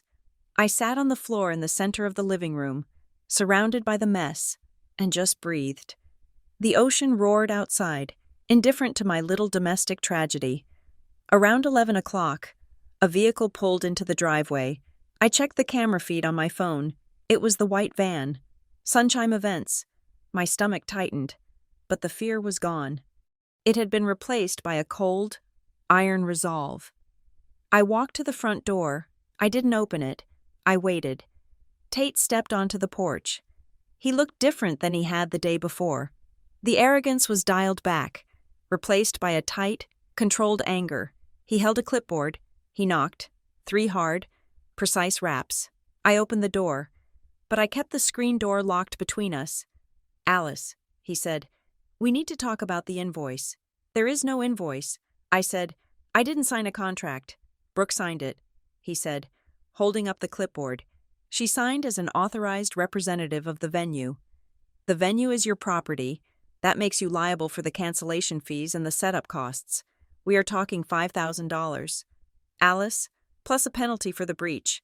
He was trying to sound like a lawyer, but he sounded like a bully who had read a legal blog once. I looked him in the eye. Brooke does not have power of attorney. I said, she is not on the deed. She forged an authorization email, which is fraud, and you are attempting to enforce a contract based on fraud. Tate's jaw tightened. Look, I don't want to get litigious, but I have costs. My crew came out here. We bought inventory. Someone has to pay. That is between you and Brooke. I said, he stepped closer to the screen, invading my space. Brooke doesn't have any money. Alice, we both know that. You are the one with the beach house. You are the one with the assets. Do you really want me to file a lien on this place? Do you want me to drag you to small claims court? It is public record. It gets messy. He was betting on my shame. He was betting that the nice sister would pay $5,000 just to make the problem go away. I took a breath. I thought of the crumpled envelope in the trash. I thought of my sister crying about buying time. All communication must be in writing. I said, my voice was flat, devoid of emotion. Send any invoices to my attorney.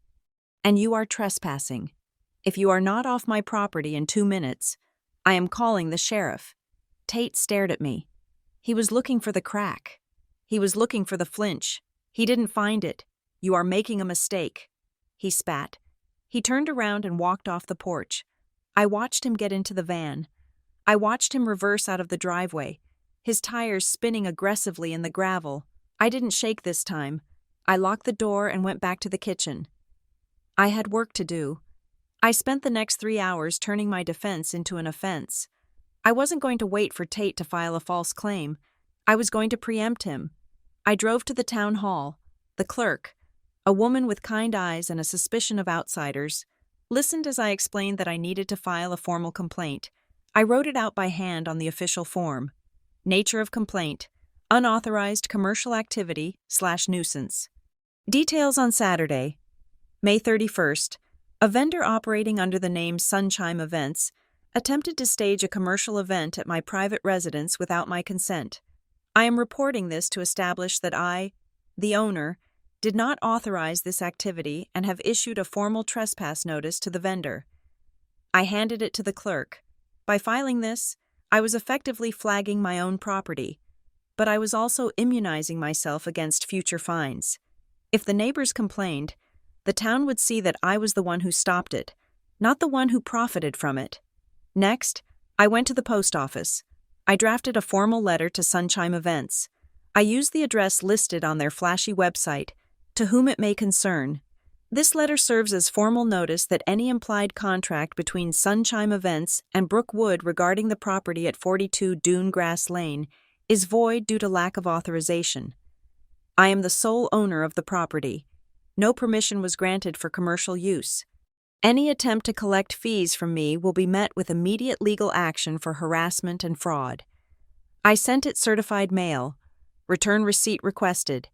It cost me $7.40. It was the best money I had spent all weekend. When I got back to the house, the cleaning crew was there. I had called them on the way back from town. 2 efficient women were scrubbing the floors and vacuuming the sand. I sat on the deck, listening to the hum of the vacuum, and opened my phone. I hadn't looked at social media in 24 hours. I knew it was going to be bad. Brooke had been busy. She hadn't named me directly. She was too savvy for that. Instead, she had posted a series of black and white photos of herself looking out at the ocean, looking tragic and misunderstood. The captions were masterpieces of vague aggression. Sometimes you realize that family is just a word. Real loyalty is rare. It is sad when people hoard their blessings instead of sharing them. Money really does change people. Heartbroken. Walking away from toxic situations is hard, even when you love them. The comments were flooded with support from her friends, the same friends who had been drinking my wine yesterday. So sorry, babe. You deserve better. Keep your head up. Karma sees everything. Some people just don't know how to love. I felt a flash of heat in my chest. She was spinning the narrative. She was painting herself as the victim of a greedy, heartless sister. She was soliciting sympathy to cover the fact that she was a con artist. Then, the direct messages started coming in. Acquaintances, cousins I hadn't seen in years, people from high school. "Hey Alice, saw Brooke's post. Is everything okay?" She sounds devastated. "Alice, I heard you guys had a fight at the beach house. Hope you can work it out." Aunt Linda, Alice, your mother told me you kicked Brooke out on the street in the middle of the night. That doesn't sound like you. I stared at Aunt Linda's message. In the middle of the night. The lie was mutating. It was growing legs. I wanted to reply. I wanted to post the invoice on my own feed. I wanted to write a manifesto titled, "How My Sister Tried to Sell My House to a Loan Shark." But I stopped myself. If I engaged publicly, I was just adding fuel to her fire. I would look defensive. I would look like I was in a mud fight.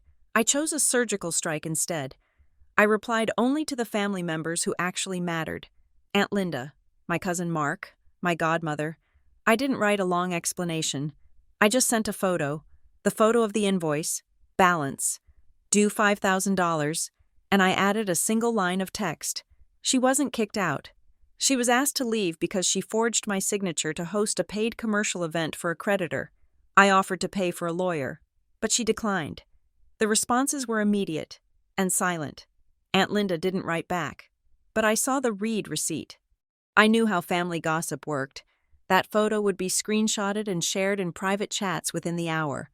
The narrative would shift. Not publicly.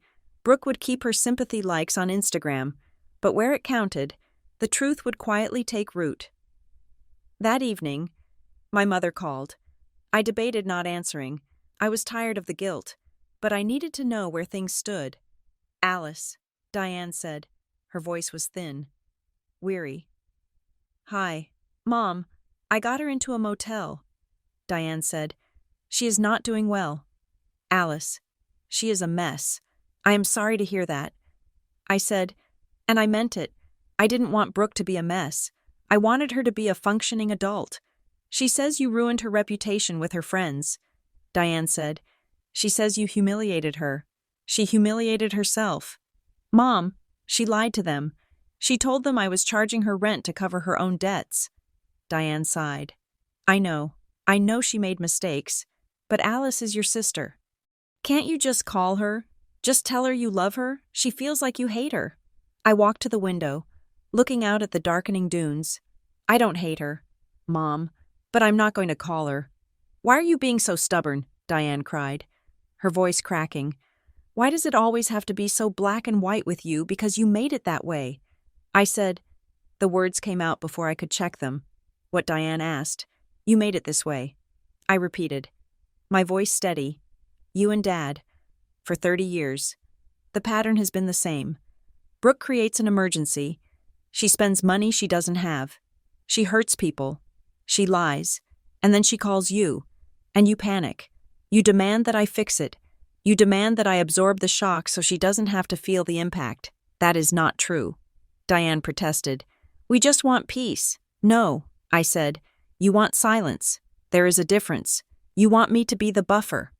You want me to pay the fines and sign the checks and let her walk all over me so you don't have to deal with the reality that she is drowning."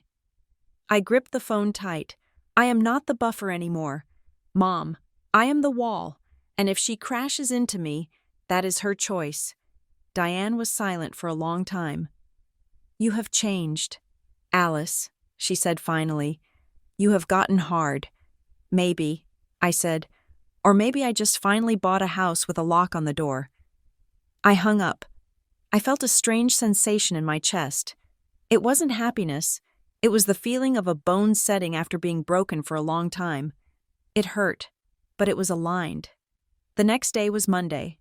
I had taken the week off work to settle in, a phrase that now felt like a cruel joke. I sat on the deck with my laptop, trying to answer a few work emails, trying to pretend that my life was normal. Then, a notification popped up. A new email. Subject, verification of residency reference. B. Wood. From Seabrook Federal Trust. I frowned. I didn't bank with Seabrook Federal Trust. It was a small local bank in the town. I opened the email. Dear resident, we are processing an application for a personal line of credit for Ms. Brooke Wood. She has listed your address, 42 Dune Grass Lane, as her primary residence and listed you as a co-signatory reference. We have been unable to reach you by phone to verify the property details. Please contact us at your earliest convenience. The world seemed to tilt on its axis. I read it again. Primary residence, co-signatory. Brooke hadn't just used the house for a party. She hadn't just tried to scam a sponsor. She had tried to move in on paper. She had applied for a loan from a local bank, using my address, claiming she lived here, and she had listed me as a co-signer. If I hadn't kicked her out, if I had let her stay for the week, if she had collected mail here, she would have established residency. She would have anchored her debt to my doorstep.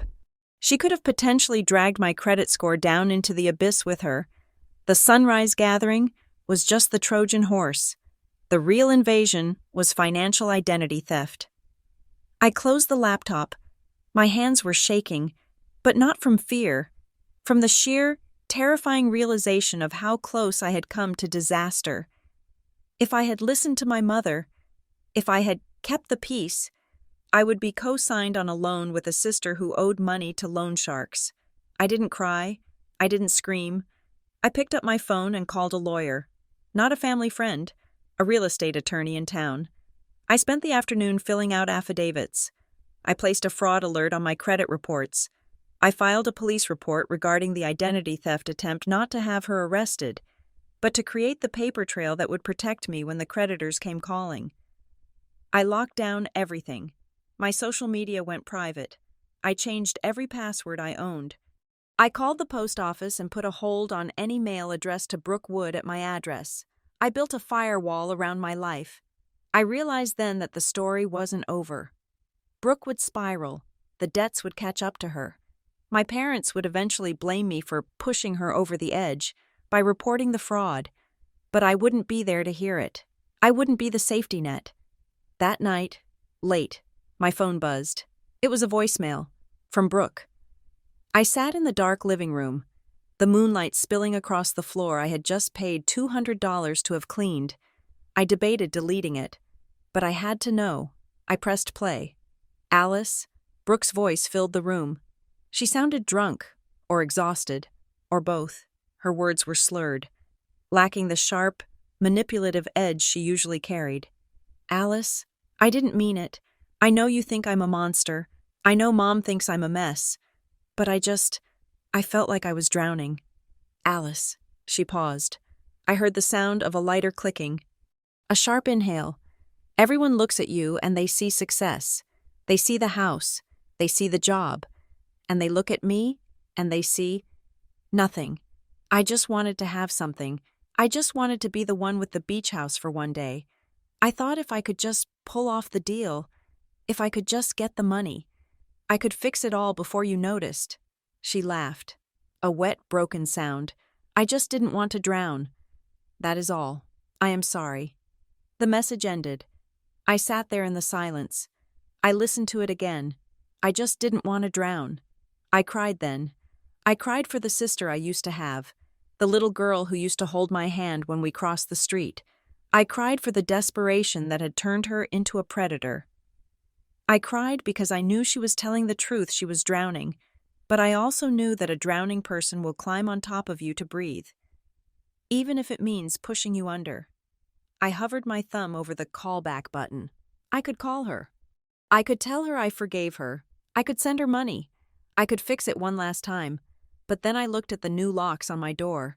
I looked at the camera feed monitoring my driveway. I looked at the peace I had fought so hard to secure. I didn't call back. I saved the voicemail. I saved it to the folder with the invoices and the police reports. It was part of the record now. I turned off the phone and laid it face down on the table. The next morning was the kind of morning I had dreamed about when I signed the deed. The sky was a brilliant, hard blue. The air was crisp. The ocean was calm, rolling in with a rhythmic, soothing hush. I made a cup of coffee. I walked out onto the deck. The chairs were gone. The arch was gone. The sand had been smoothed over by the tide, erasing the footprints of the 12 strangers and the tire tracks of the van. It was just me. I sat in the Adirondack chair and took a sip of coffee. It tasted rich and hot. I looked at the house next door. Mara was in her garden, wearing her big straw hat. She looked up and saw me. She raised a gloved hand in a silent wave. I waved back. I had my house. I had my boundaries. I had my financial security. But as I looked out at the vast, empty horizon, I felt the phantom ache of the limb I had severed. My family was fractured. The group chats were silent. The holidays would be a minefield. If they happened at all, I had won the war. But the battlefield was empty. I took another sip of coffee and let the sea air fill my lungs. It was lonely, but for the first time in my life, it was peaceful. And as the tide rolled in, washing the beach clean, I decided that peace was worth the price. Thank you so much for listening to I Finally Bought a Beach House for Peace. Then my sister called. This was a story about boundaries, betrayal, and the hard choices we sometimes have to make to protect ourselves from the people we love. I would love to know, did Alice make the right call? Is family loyalty more important than financial safety, or was she right to lock the door? Please tell me in the comments where you are listening from. I love seeing how far these stories travel. And if you enjoyed this story, please make sure to subscribe to Revenge Stories for more tales of drama, justice, and the messy reality of relationships. Share your thoughts in English below. I read every single one. Until next time, protect your peace.